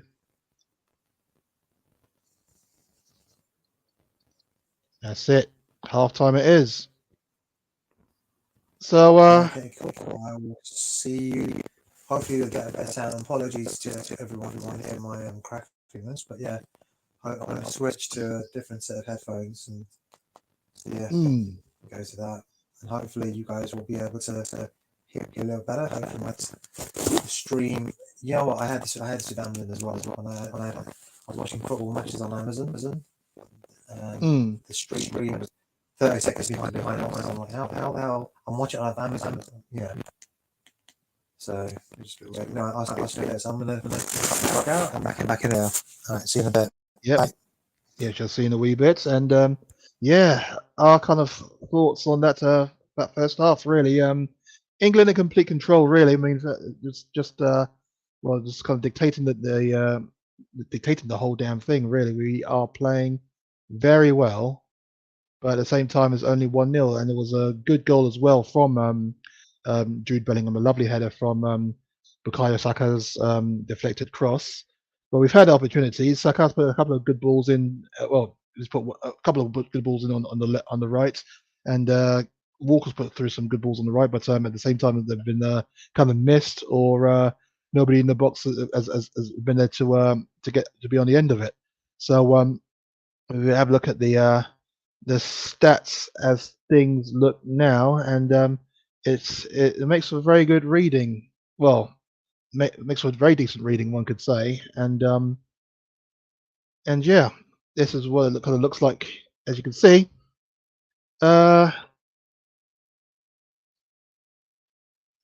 Absolute domination there.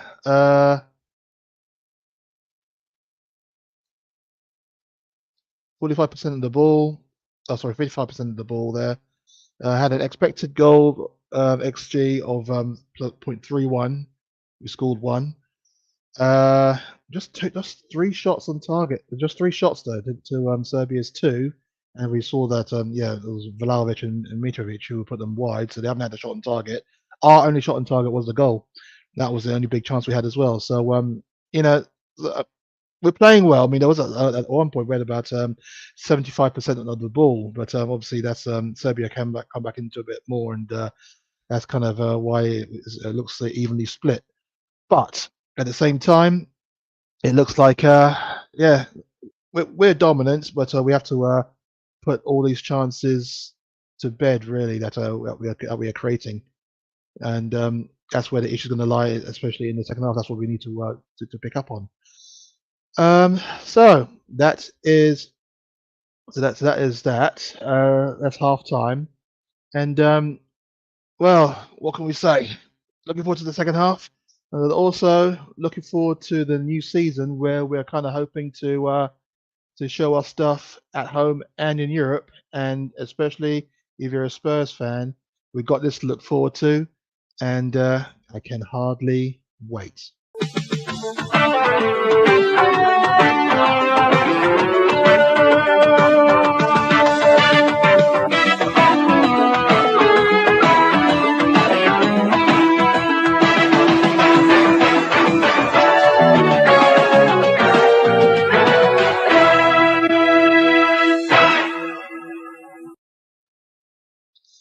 Yeah, Spurs back in Europe. We're in the Europa League next season, of course, after finishing fifth in the league last time out. Brilliant, very good season, one could say, for Ange Postecoglou in his first year in the job.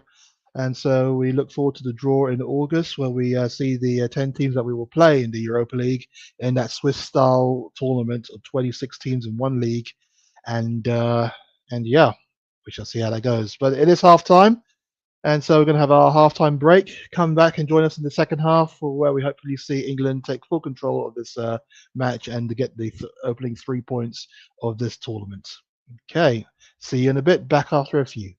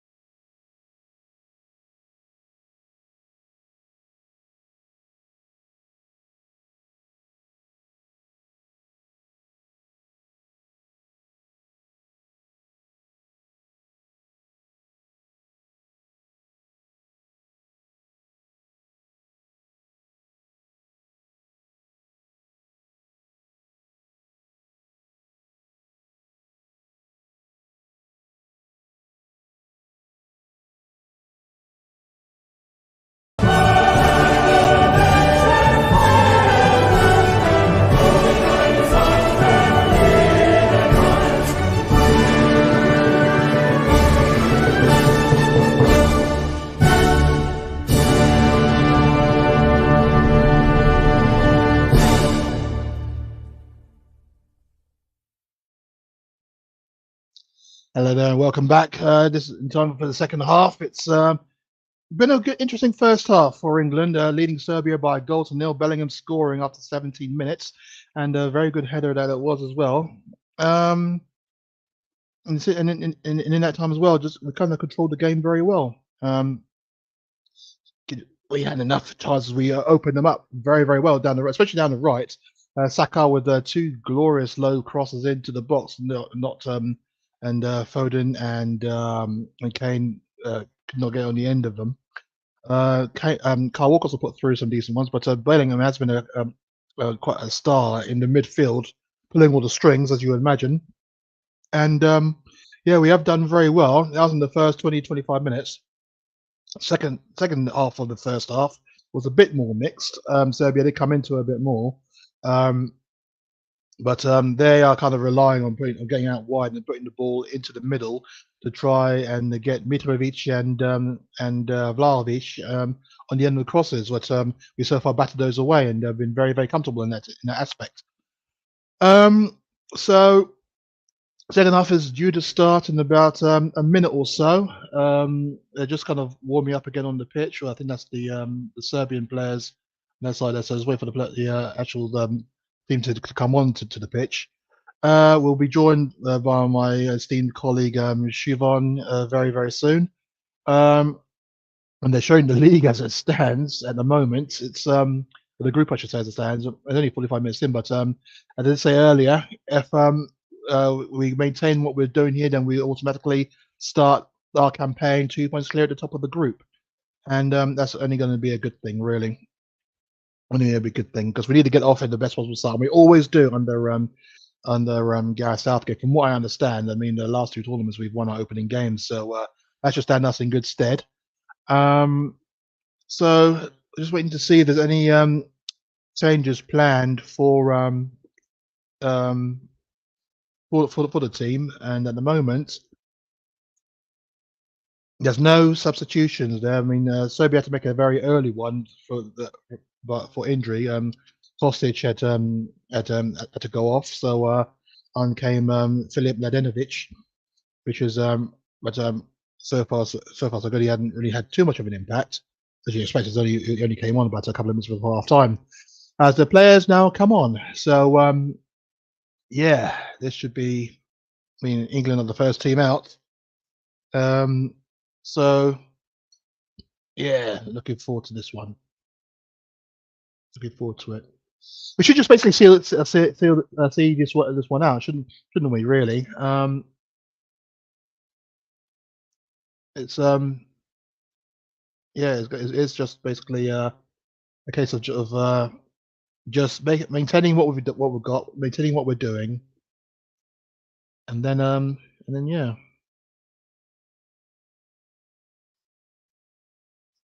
Just waiting for the. Also, they are making a substitution. Number 17 is coming on. Ivan Ilic. He plays for Torino in Italy, so he'll be coming on himself.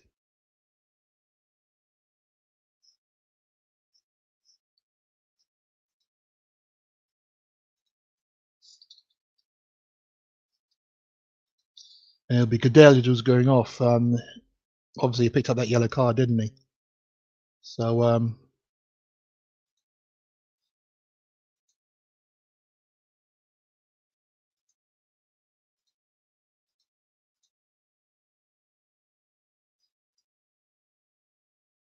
right, so Serbia will be to kick off, and they do. So the second half begins.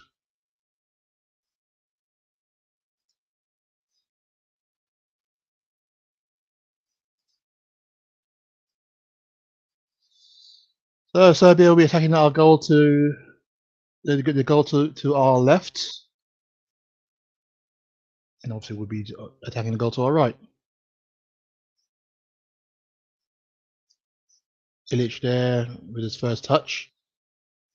That's good. At the moment, Serbia want to try to set themselves. Yeah, I imagine that's the way they want to go, because we did kind of sweep them over in the first 25 minutes, really controlling the ball. We had about nearly 80% of the ball at that point. Then Serbia came more into it possession-wise in the latter part of the first half, which meant that yeah, it was pretty much they're connected to this position, 55-45 to England.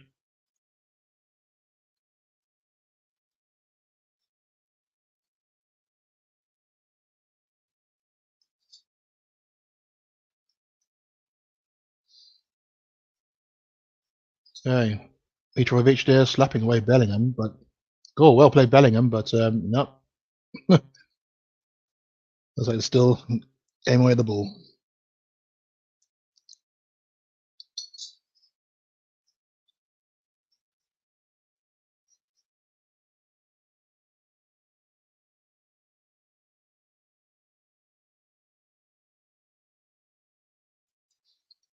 Drill ball there for Saka, lovely control, good play. This is Trent, Alexander-Arnold. Oh, Brendan was open. Kane, ball hits the referee. It's going to be a drop ball.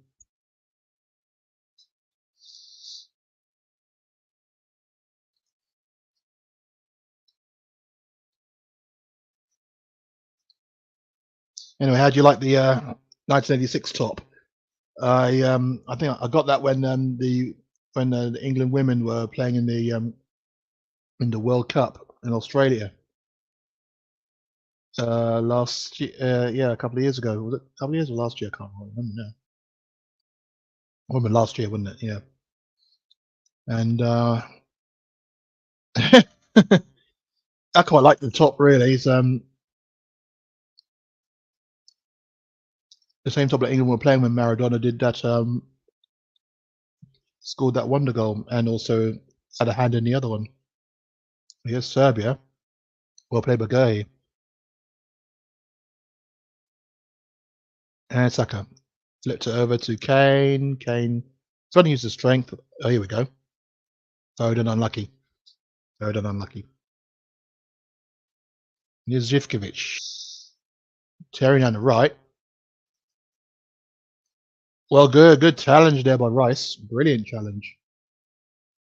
Oh, there we go. That's a great ball there. And this is Saka. All in his own. But he's holding them off. Well played by Saka. And then does that.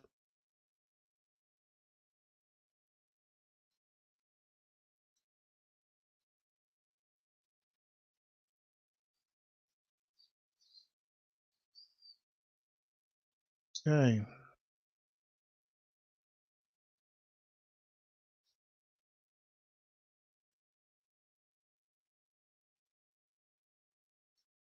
Not the best of headers there by Stones, but he's made up for it and is back in the arms of Pickford.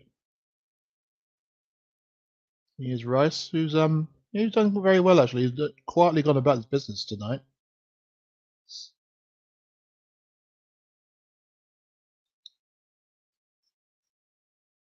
Yeah, he's trying to take the sting out of it, which is good, which is what we need to do.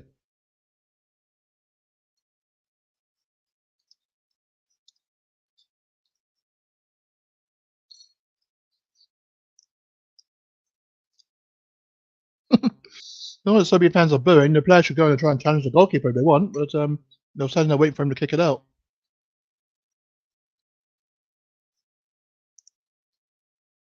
That's a burst of speed there by Trent, but you couldn't quite get it. But it is Bellingham now.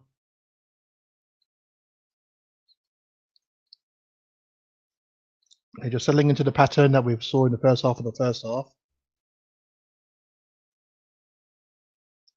Just passing about a bit, making Serbia come for it, and then tiring them out as they do. Not a foul. Just literally shoved him in the back, man. Here's Foden. It's a good ball. It turned out to be a good ball, even though it was kind of hurried. But here's Saka. Good header there from. Trent, don't do that there. He has made up for it there. Got back there and allowed Rice to get the challenge in.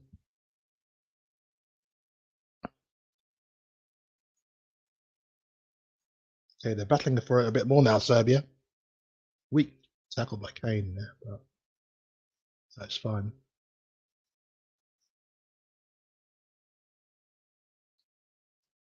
The number 20 there.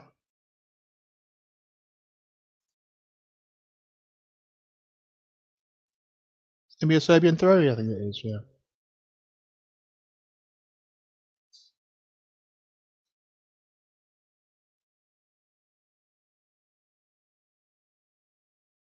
Milinkovic Savic. Bellingham doing on the at left back there. So he's all over the place. He's like an action man, really, isn't he? That's what I was kind of hard for me to describe him earlier on when I tried to say that he wasn't not really a box to box kind of player. He's more of a number 10 that also kind of fills at the back. But you see there is that left back defending. So he's all over the place. He's an action man.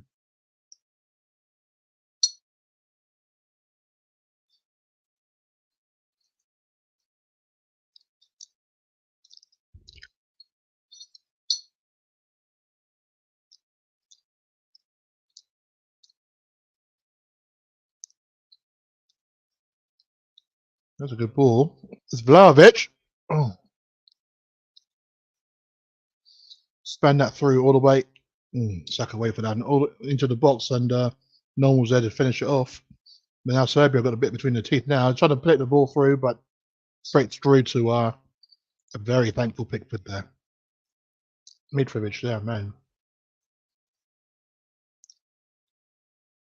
Inches away from getting over that there was Mladenovic.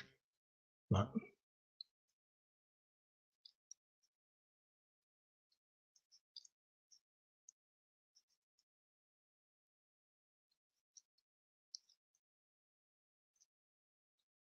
Okay, here's Kane. Dropping deep for that one.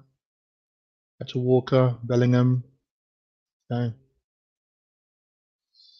It's about trying to keep them relaxed. That's what you need to try and do.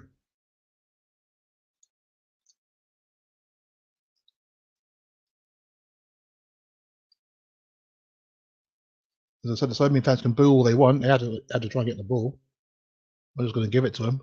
Oh, Pickford, what was that? Oh, it turned out to be quite good. Oh, that's it. That's a foul. No, not a foul. Okay, well. Well, you're probably going to say that he wasn't in control of the ball there, but to me, he looked like he still went through the man anyway.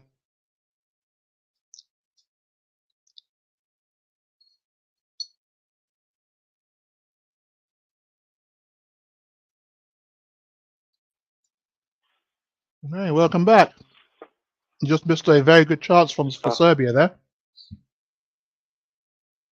Once again, the sound is working. Yeah, it's working fine at the moment.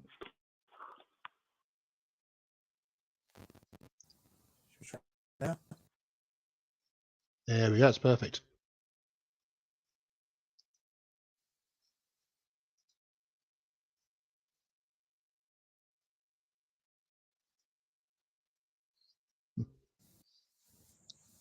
Slightly better. Here you now. Yeah, perfect. And the sound is not less crackling because it's please. These are the better headphones. Yeah, it's less crackling. It's still there, but it's less crackling, so it's a lot more bearable. I don't know if you saw much of the opening 10 minutes of the second half. But, no, I was just like getting some snacks and getting some laundry and stuff like that. So you can tell how much I am. I said it's weird. I've been really keen to watch the teams like the foreign teams like Holland and all those guys. Obviously, you don't see a lot of it. Obviously, they have players here, obviously, but like Spain, Croatia, you just want because obviously the players play abroad. So most England players apart from Kane are obviously playing, you know, in this country. So and Bellingham. That's the reason. I'm Bellingham, obviously. Obviously, I won't mention him, but therefore you see a lot of these players a lot. So probably not as exciting. Yeah. Obviously, I think obviously Kane was still playing for us, and I'd have a little bit more interest in it. But yeah, that's just Me personally, I don't think Kane's really been in the game. But having said that, he's got a chance. He's got the ball now. The thing is, he's the kind of player Oh, what a strike by Bellingham there from distance. But it was well saved by the keeper. Yeah, I'm interested to see how he Oh, plays. was- Obviously, Bellingham's. This is. I mean, obviously, it's not again. He's not going to be the stat. Everyone knows he is. Oh, here it is. It's Bellingham know- now. No, he's died to try to get the penalty. If he tried to shoot, then maybe it would have gone in. I think that you want to make mistakes now. Do you know what I mean? You want to get these things wrong now. You know what I mean? You only get too many things wrong, but Yeah, true. It's the opening game is a time to kind of experiment almost. Well, not really, because you want to get the 3 points first, so they can experiment in the last game maybe. that wasn't Bellingham. That was Trent that hit that. Bellingham, wasn't it? Yeah, it was Trent. Yeah, my apologies. I just saw the number 8 on his back there. It was a great strike.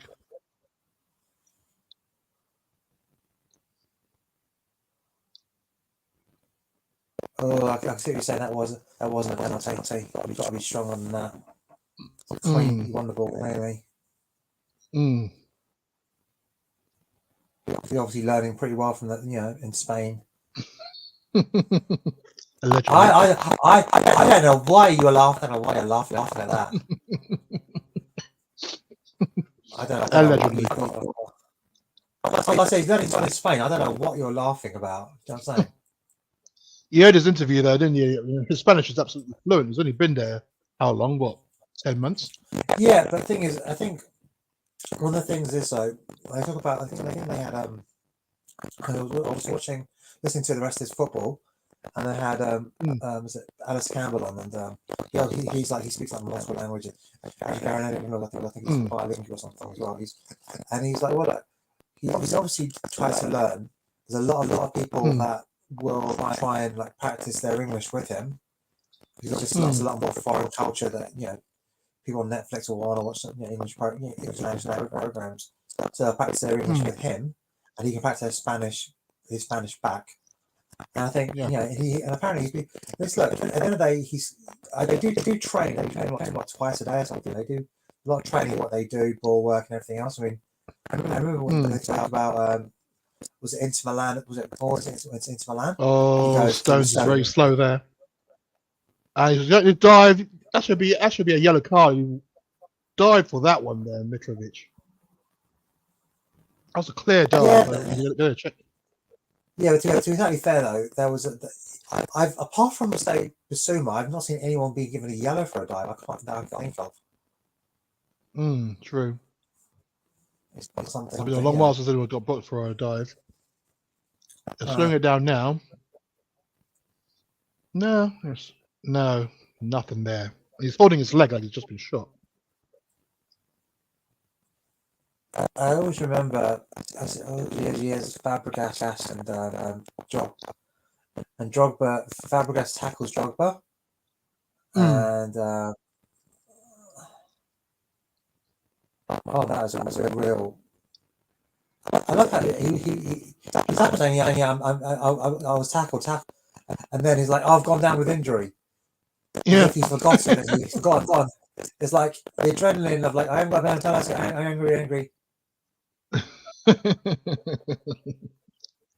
He's coming up, and there's like, Too true. That was tricky though. That could have been. That really could have been. Really could have been a penalty though. If I was. Depends on the angle you're looking at though. They're doing the VAR sign. I remember when I first saw that. Was it 2018? They're all doing the VAR signs. Yeah. Or was that charades? So concept. It's a TV show. Yeah, true.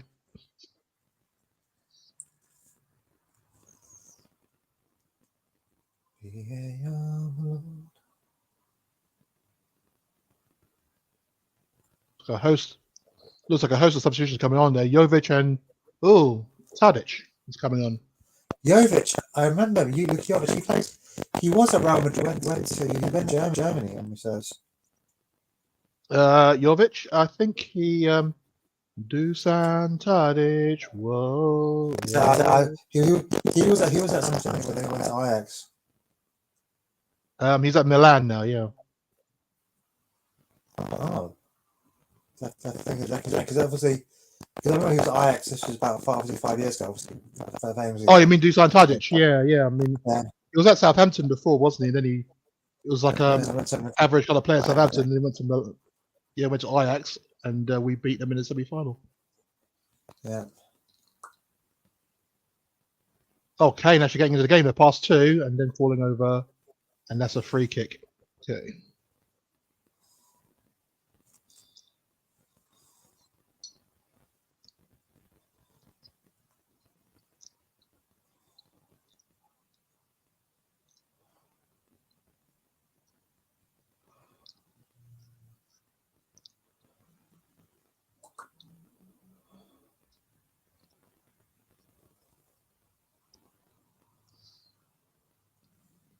Okay, so now we're gone in the game. England still leading by that Bellingham goal to 0, and I mean, they've got to converting some chances because they haven't really. They obviously don't know how good the front six is, but they're going to have. Obviously, you won the second game. Oh, that was a bit of a bump by McCain. Oh, McCain. Yeah. Yeah, he felt that one.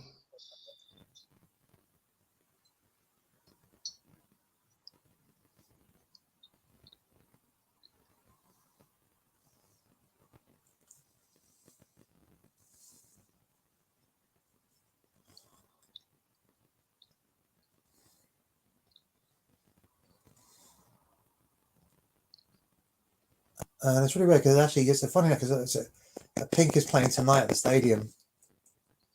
Yep, she is. I've seen those videos out there. Actually, the funny thing, I went past Tottenham a few times. Obviously, when did I? I was in South Tottenham. I wasn't in Northumberland Park, so I didn't actually go all the way up. But like I said, I know she's there. I'm not enough of a music fan to what's the word? Music fan to I only have like 4 of her tracks on my phone, and that's not enough for me to. I'm saying if you're going to go see someone live, you should have at least an album or at least 10 of their songs or something. Oh, ball's been crossed in, headed back in, and cleared. Well done, Trippier. Okay. Another little scare there, but in the end, really nothing came of it.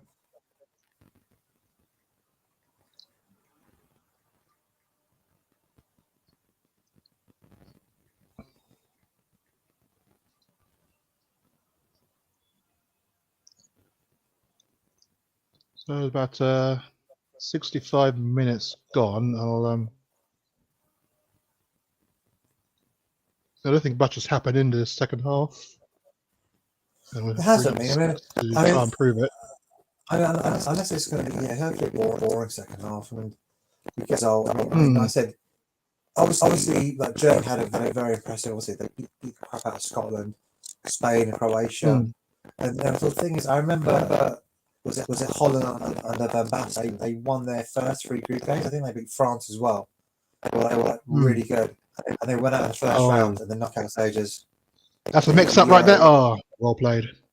Sorry, almost had a chance there, Serbia there, but mix-up between Trippier. Yeah, just couldn't get on the ball there, Jovic. It's a good ball by Tadic, but Jovic just couldn't take it in his stride.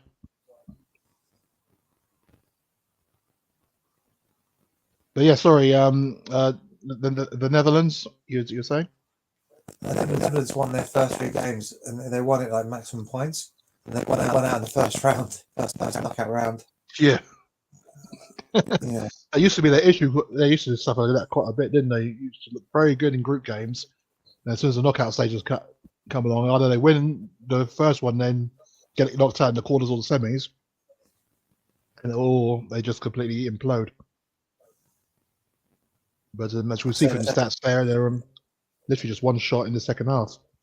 That fell to England, and that was saved, and that was literally it. So nothing has happened. Serbia have had a bit more of the ball. Okay, this is Kane. This is Trent. This is a corner.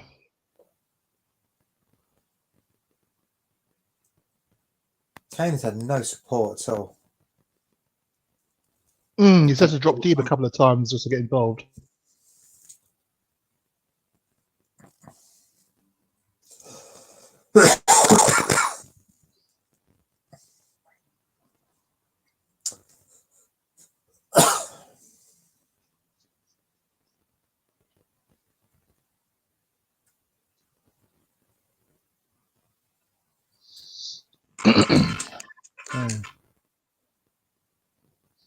There's a corner ball now. Trent will take it.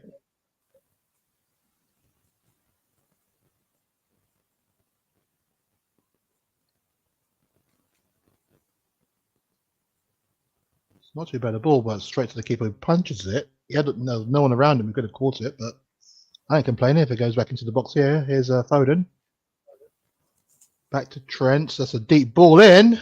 Oh, and is Bellingham at the back.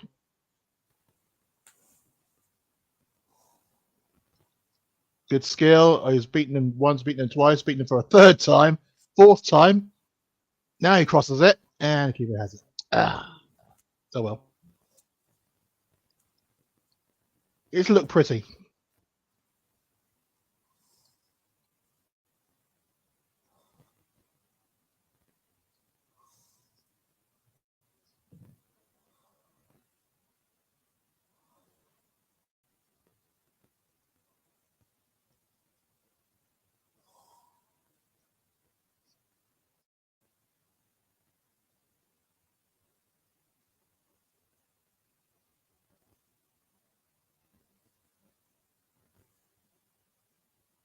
Yeah. Okay. I would say like to win the tournament it's definitely it's a different kind of marathon, but it's kind of like there are these weird like kind of like ultra marathons where you run half marathon every day or something. So rather than doing a marathon, you actually are running every day in a marathon. Or like Tour de France. Actually, this is like the Tour de France. You have to, if you win a stage, it's not enough. You have to keep winning a lot more stages. You know? Yeah. Well, the player that we've been linked with nearly before the summer and pretty much so far before the window's even open is coming on, Conor Gallagher, and he's replacing Trent Alexander-Arnold.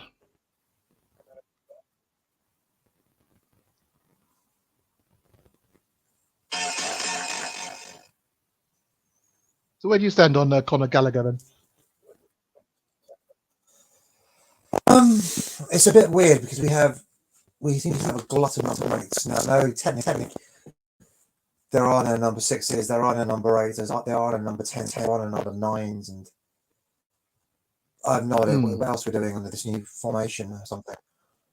I think he's a very solid player. I can understand why, because I think I was listening to a podcast today about Chelsea have signed some player from Ecuador or something, and he's really highly rated, like ridiculously highly rated kid, and Chelsea have signed him. And great. I mean, that's if you say what Vinny Junior, who's the other kid that they signed from? The other one, not Vinny Junior, but the other one. I was going to say, I can't remember Chelsea signing him. No. Then Real Madrid signed Junior, but they also signed another player on the wing. I forgot. Oh, I mean, Real Madrid. Oh, okay. You're talking about Hendricks, right? No. I'm saying they South America to rock the kids. They can't come until they're 80 something. And we've done the same. We signed, was it that Vuskovic? Vuskovic, yeah. So he can't join because obviously because of Brexit and everything else. He can't join TC or something. But what I'm saying is, you've got someone like Logo who's a solid player. Doesn't do any particularly like 10 out of 10. He's not the best, he's not the best dribbler, not the best passer, not the best tackler or whatever. But he's solid all around, and that's sometimes you need someone who is solid. not spectacular. I mean, the best way I can describe it is I remember like Frank Lampard wasn't the most spectacular player, but the numbers he would generate would be ridiculous. And if you look at the player that left West Ham and played, and the player he became at Chelsea, you know what I'm saying? Yeah. Mm. And that's kind of the way I look at it, and that's kind of the way like Gallagher. And obviously, I don't obviously West Ham, Chelsea are obviously much higher levels than West Ham. West Ham is reason why he's had to be able to progress. But what I'm trying to say is, all that is a nasty tackle on Kane. How is that not a booking? Well, you'll see that the resulting free kick at the end, it all came to nothing. But no, I don't dislike Gallagher, but I'm just thinking you've got Spurberger, you've got Bentancur, you've got Well, depends how long he's going to be with us. Pardon? It depends on how long he's going to be with us now. For Bentancur. Yeah. Well, I think I we have like a WhatsApp chat going on, and I've actually asked because first of all, I haven't seen the interview. I've just seen what's been said. Okay. So yeah, so I'm not gonna like go whatever. I mean, I personally think you've spoken about it. I think there is a casualness to it in some countries, which we don't have. Number one. There's, for example, there's a word in Urdu in Arabic which means insight. Now, I would never say that word in real life because of because of what it sounds like. You know what I'm saying? Yeah. That's what it sounds like. And same kind of thing. Whether it's kind of like, have you ever seen what should we call it? There's a Tucker, is it Shao film when he goes, all of you look alike. It's like a Rush Hour film, and Chris Tucker says all of you look alike. Yeah. Okay? Now that was considered funny. Now, I'm just saying. All right, I'm not justifying what he said. I'm just saying that was what was passed for comedy. You talk about context, aren't you? That's what we talk after. Now, it's kind of like the Y word. We take the Y word, and that's meant to be racist when we say it, okay? Because I say, I'm not Jewish. And it's context. Was the intent? Was there bad intent by it? Do you know what I'm saying? Okay. Now, if that came from Tomlinson, I would think there was bad intent. Okay. Does that make sense? Yeah, I hear you. Mm-hmm. So I just think that is it unfortunate? He said yes. Is it unfortunate? He said yes. Is it annoying that it's an outrage? Yeah, but you might not be aware of it. I mean, like, I remember I called a friend. We were dressed up, and I said we like 4 kit wankers, right? The guy called me out. I don't appreciate this. Do you know what? That's fine. Do you know what? I will not say that again. I'll just delete it. Blah blah. It wasn't intentional. He goes, I know it wasn't. He was just having a laugh, but I didn't like that. Can you tell me about it? And we're done. You know what I mean, yeah. So sometimes you can get exuberant and say shit, but like I said, I think Bentancur will be there. Oh, that's nasty. Carry on, sorry. Oh god. I think Bentancur like that. If you look at his ability, if you look at who he was prior to the injury, he was probably our player of the season. But once he went down injured, it all went. The season kind of collapsed afterwards. You know what I mean? Yeah. First of all, he's still coming back from an ACL. I mean, like if you look at say, I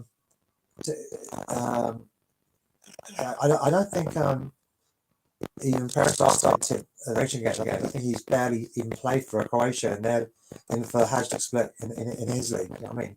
He's barely played. So I think it will take time, and like obviously, is it? Oh, come on, this is getting ridiculous bit now. Yeah, that was a foul on Foden, right? Saka's coming off now and plays for Bowen.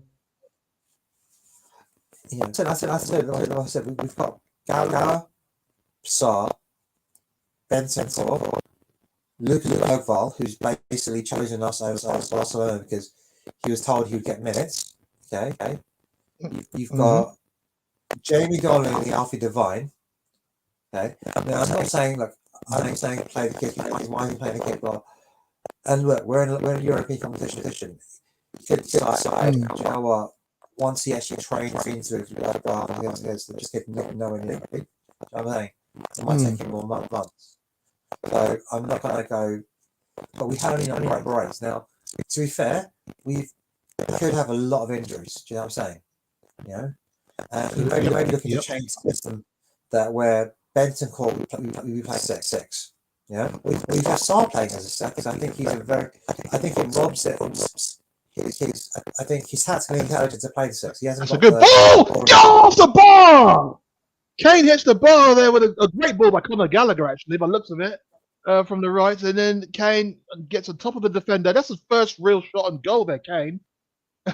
And he racks the bar and the bolt and bounces out. Could have had the opportunity there. It wasn't Conor Gallagher, it was Bowen. Don't know why I said Conor Gallagher. Got him on the brain. But yeah, it was a good save by the keeper, though. Onto the bar. Doesn't do much in the game when he does. Well, no, that's the thing. Like he's not like you know that's the Haaland thing. He always score. Believe me, the hardest things in the world to do. It's a good, you know, it's a good free kick as well. It was a very good free kick. Very good free kick. Well, it was a. I've just seen it. No, as in like Walker takes it early. I think Walker takes it really. Oh, I see. Yeah. Yeah. Oh, that was poor. That was. Yeah. Oh, that was. Here we go. Just go down. Just go down. It's incredible. Look, we've had Cole Palmer as well. We've got Cole Palmer, Saka, and Bowen, and yet we can't find a place for Jack Grealish or James Maddison. Yes, I'm sorry. You got 4 left-footed players, and you couldn't find. No, I'm not saying Bowen didn't deserve. I'm not saying Palmer didn't deserve. I thought Cole Palmer, but that is another choice. To be fair, Jack Grealish has barely played. I'm saying. Yeah, hasn't another one. James Maddison hasn't really been playing as well as one would have liked. He wasn't playing. That's poor Foden. That's good. Carry on. No, but like I said, I don't know. We're interested to see what Gallagher does going forward. Because obviously we've got Jamie Donnelly. I had a weird kind of not an argument, but there's this guy from like Spurs Chicago, and I was like saying, someone said, look, have you seen him play live? So no, well I've seen him play live. I've seen Jamie Donnelly play live a few times, and he's got a wonderful left foot, absolutely left foot.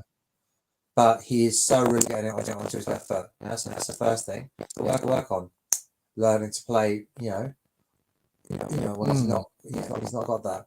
And secondly, he's not a playmaker. He's got. Oh, that was poor way Foden. His standard. I mean, that's a very hard pass. So yeah. He's like, I would say he's like the VAR. Like in terms of like quality of left foot. He actually puts his foot in. That's what James Donnelly does really well. You got Alfie Devine. Personally, I would love to see Alfie Devine.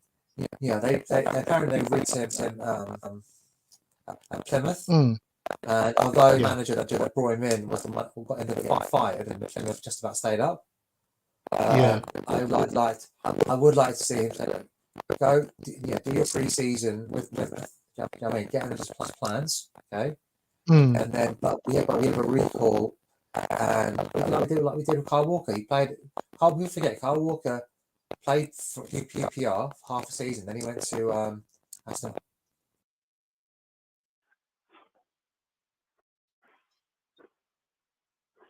You still there? I believe I lost sound.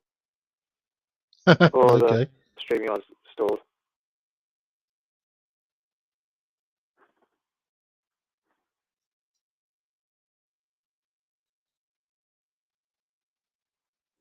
Yeah, it's all good.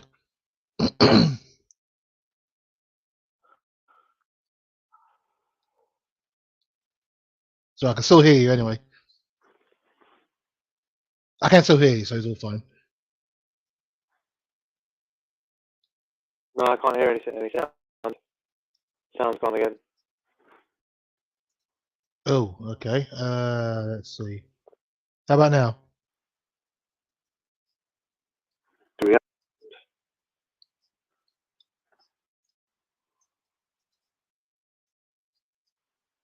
No, we did not. I'll just come out and come back again. It's easier.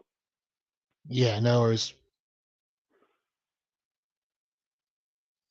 Okay.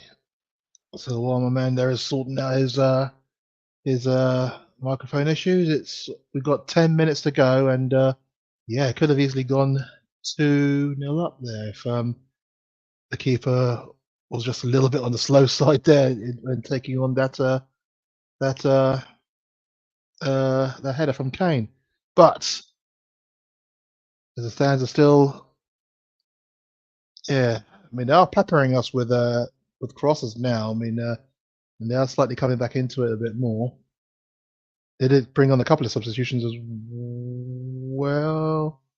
Oh, Vlahovic has stopped that. And a good save by Pickford. That's his first save, really. You know, I had to wait 81 minutes, and Vlahovic there with that strike. Blimey. That's what he can do when he has the opportunity. Jeez, good save there by Pickford. So a corner now to Serbia.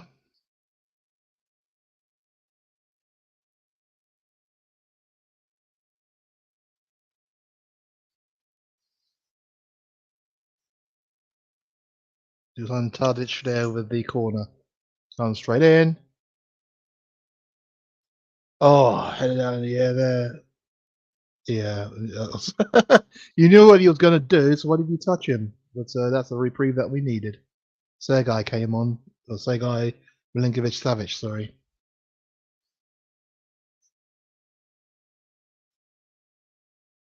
But Stone's turning his back like that. Yeah.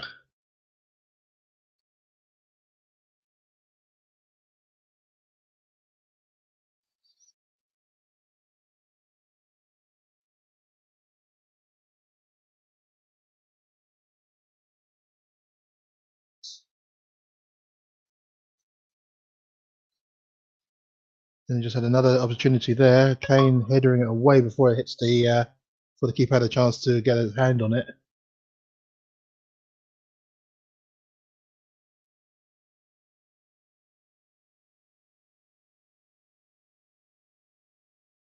Bowen there protecting it very well.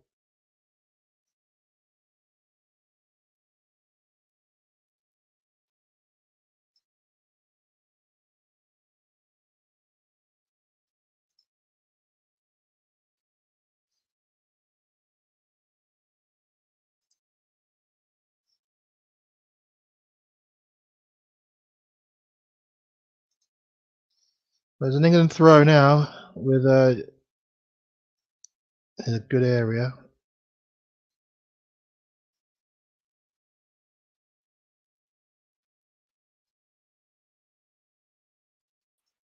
Okay, and it's been cleared in the end. Welcome back. Oh, good skill initially by Gallagher. Yeah, I could just about hear you there. Can you hear me? You can hear me? Yep, good. Wired for sound. Wired for sound, blimey. Cliff Richard is the best. Okay, Bowen was onside there, which is good, and okay,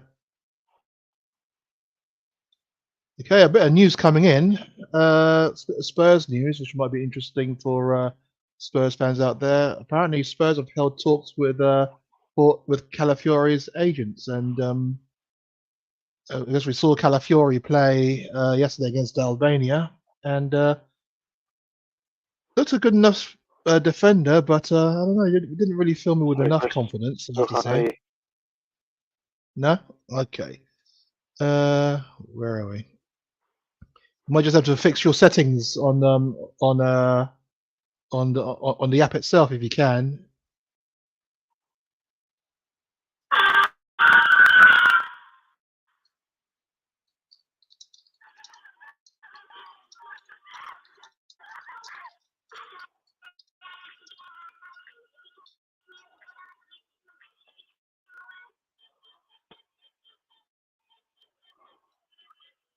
Okay, Bellingham is coming off, and he's going to be replaced. Gets a round of applause by the England fans. And it's Kobe Minu coming on. which is good. Which is good.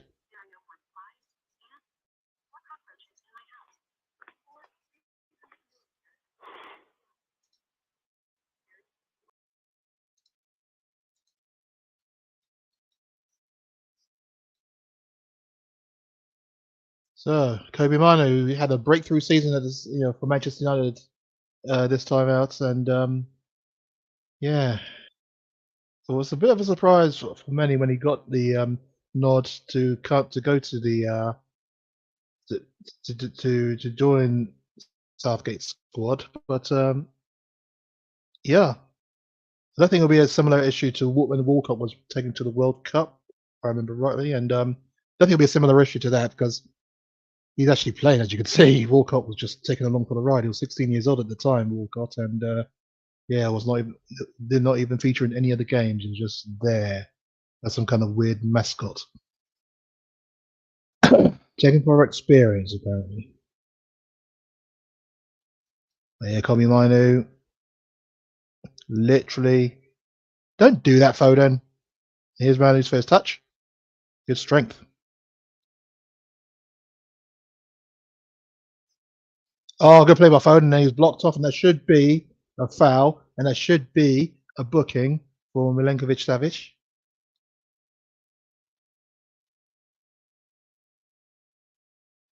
Or not. Oh, okay. Could have sworn that was a free kick. But anyway, 2.5 minutes left to go, plus injury time. So we shall see how that. See what happens there. Welcome back. Oh, and that's just cleared. Well played. Here's Kane on the ball now, and he's given it away. And it's played in behind. That's gonna be no. It's gonna be a throw to Serbia. Serbia piling on the pressure now. Still can't hear. No. What's app? What's app?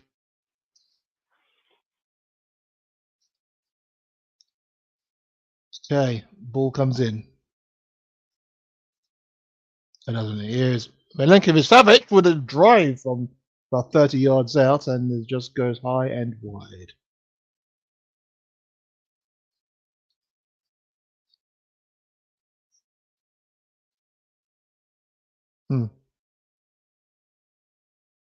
Therein lies the danger.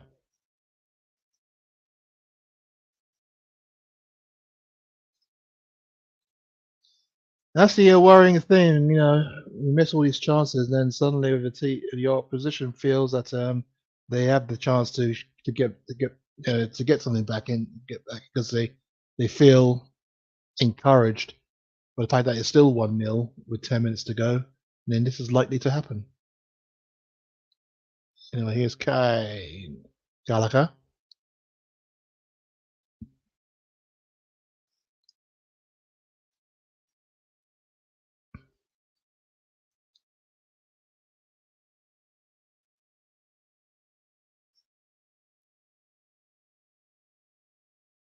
Well played by Kane.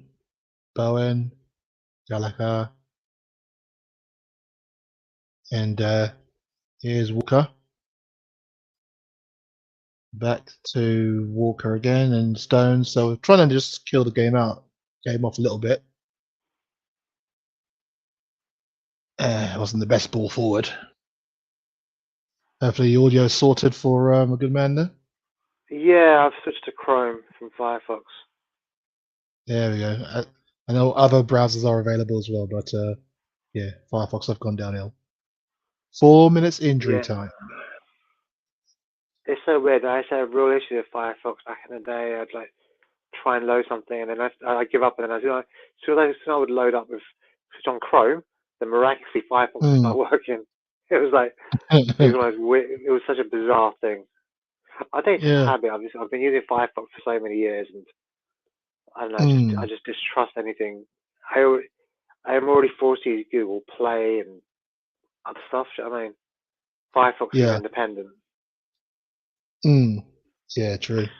Very true. So obviously, I mean, you've seen Gallagher for obviously you're paying a bit more attention because I've been flapping around with my with the browser and stuff like that. What have you thought of Gallagher from what you've seen? Those 4 minutes. What have you Well, I did kind of base it as well on how he has been this season, and I mean he has been in this game. He's just pretty much been all over the floor, really. But he has. Oh, there he goes. It's on the floor again. But yeah, he's very tenacious. I do like that about him. In terms of, I mean, he hasn't really had to put a foot in terms of challenging. Oh, he's hurt his balls. Then the looks of it. Oh, painful. But in terms of challenges, he looks like for England, he just been anticipating the where the ball's going to go as opposed to putting a foot in to get a challenge. So I haven't actually seen that side of him yet. But yeah, he has kind of kept things tidy in the midfield, and yeah, it's helped to push England forward. But in terms of Spurs and the relationship with that, if would I want to see him at Spurs? Me, I would not be against it. Well, I would not be against it. I mean, I'd rather have obviously obviously.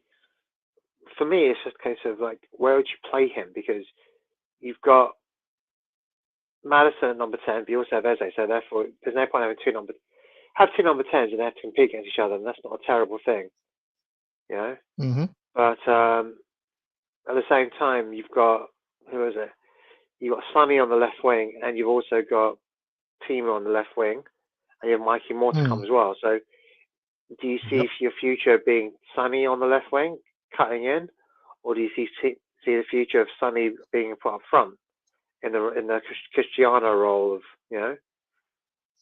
playing as a striker, nothing more? Well, I suppose if you talk about next season, or you talk about in the future, because I think it's like next season because I think here's the thing. So, 2018, I remember. What was it? Was it 2018 or 2019? I can't remember now. I think when did we beat Dortmund? It was Dortmund. No.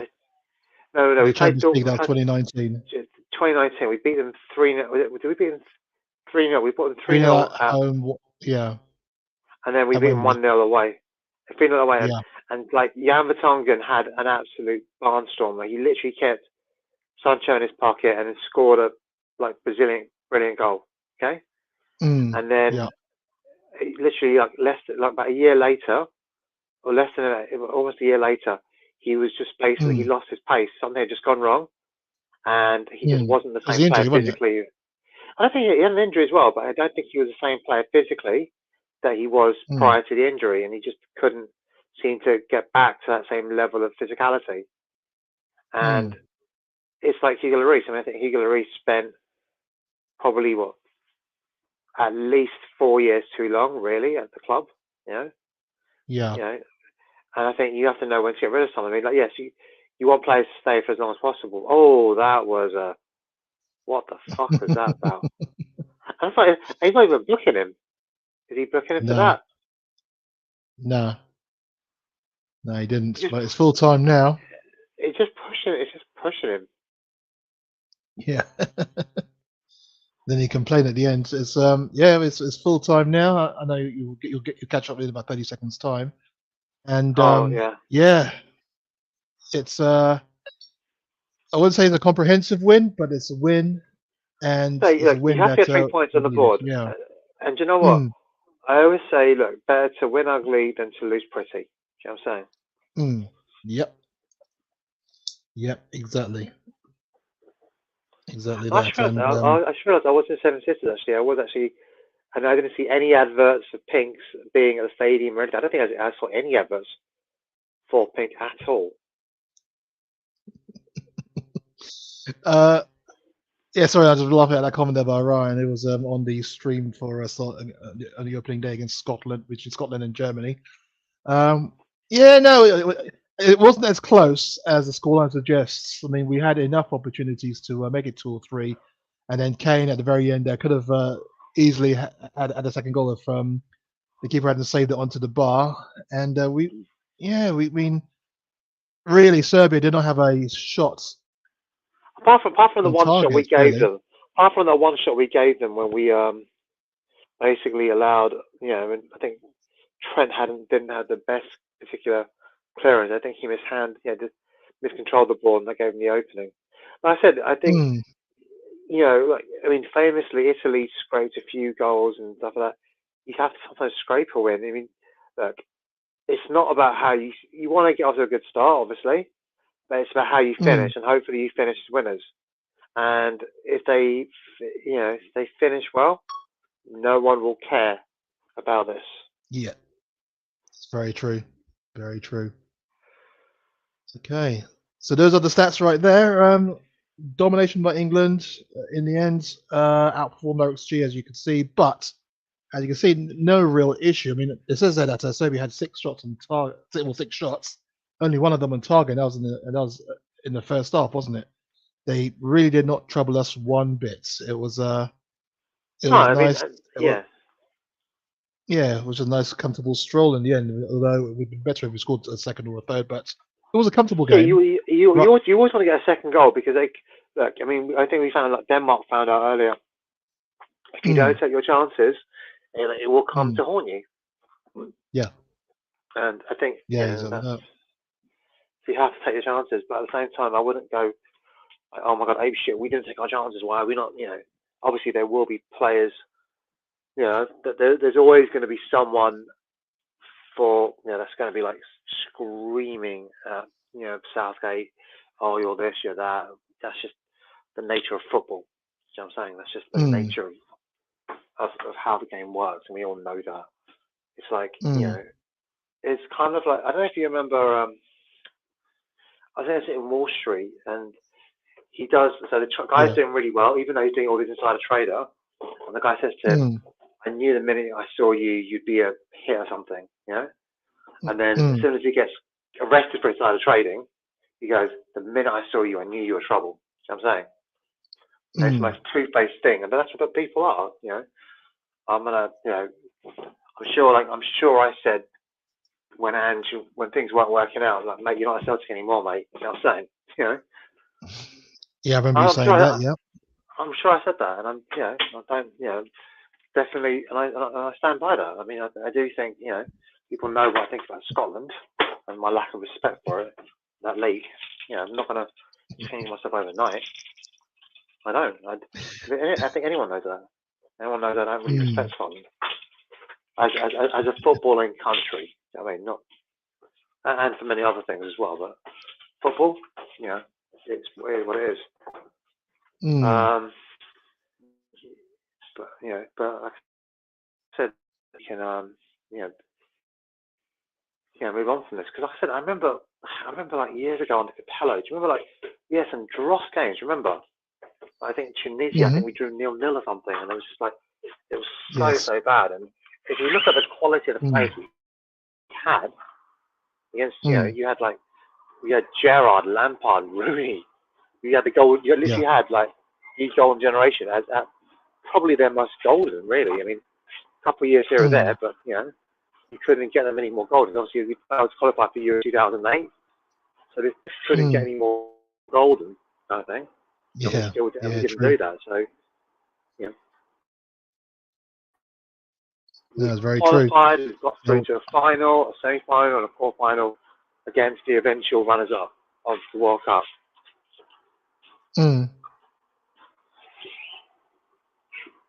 Yeah, very true. You very can't true. ask for more than that, really. I mean, could he have made better choices? Yeah. Anyone can say, "Oh, you should have done this, you should have done that." Well, that's easy when you're not. Jared Bowen. A friend of mine was like, "You should go for Jared Bowen." Oh, you gone out again? Yeah, that's what we get for walking around the place. But that was the object of the game was to get points on the board, and that's literally what we did, and that's literally what we got. We wanted to win the opening game, especially after what happened between Serbia and Slovenia and Denmark earlier on today.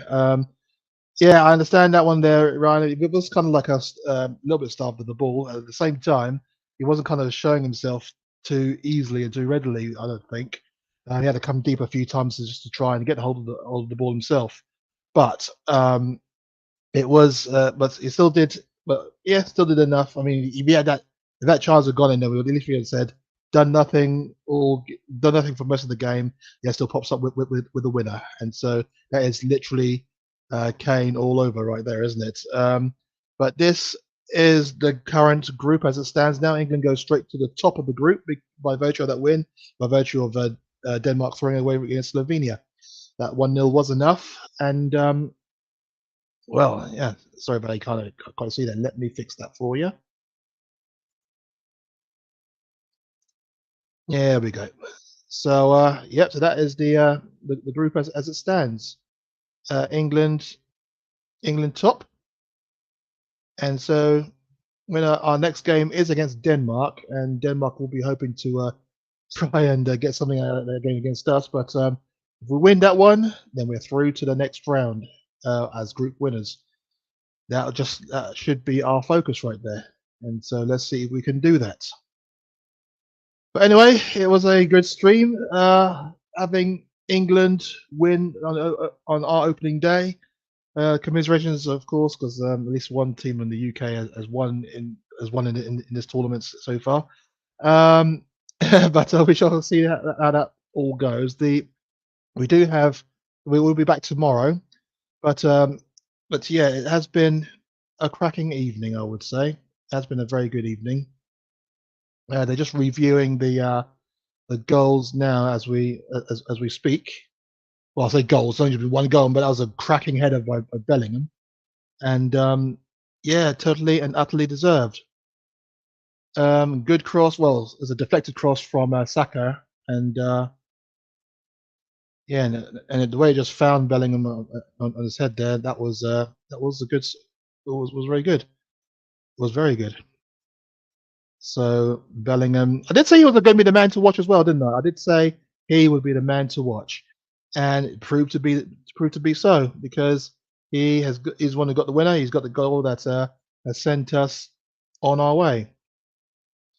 So we will be back tomorrow, of course, and hopefully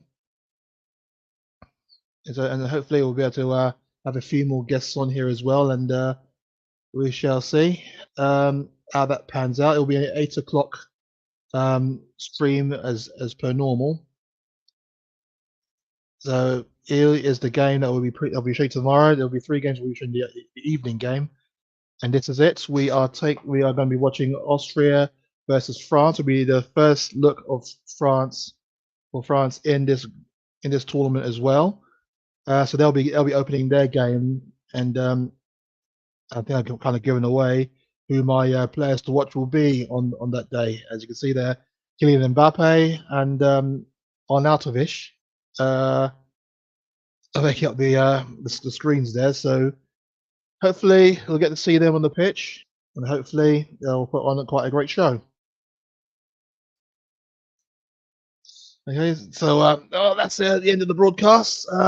It's been a good watch. I've been thoroughly enjoyed it, especially good when England win, of course.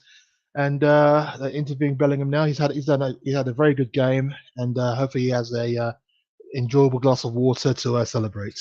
Thank you all for watching, and thank you all for tuning in. It's been a good day, as I keep saying, and we'll be back again tomorrow for literally the same thing. Hopefully I'll be able to see you then, and you'll have a good evening. Congratulations, England, and God they won.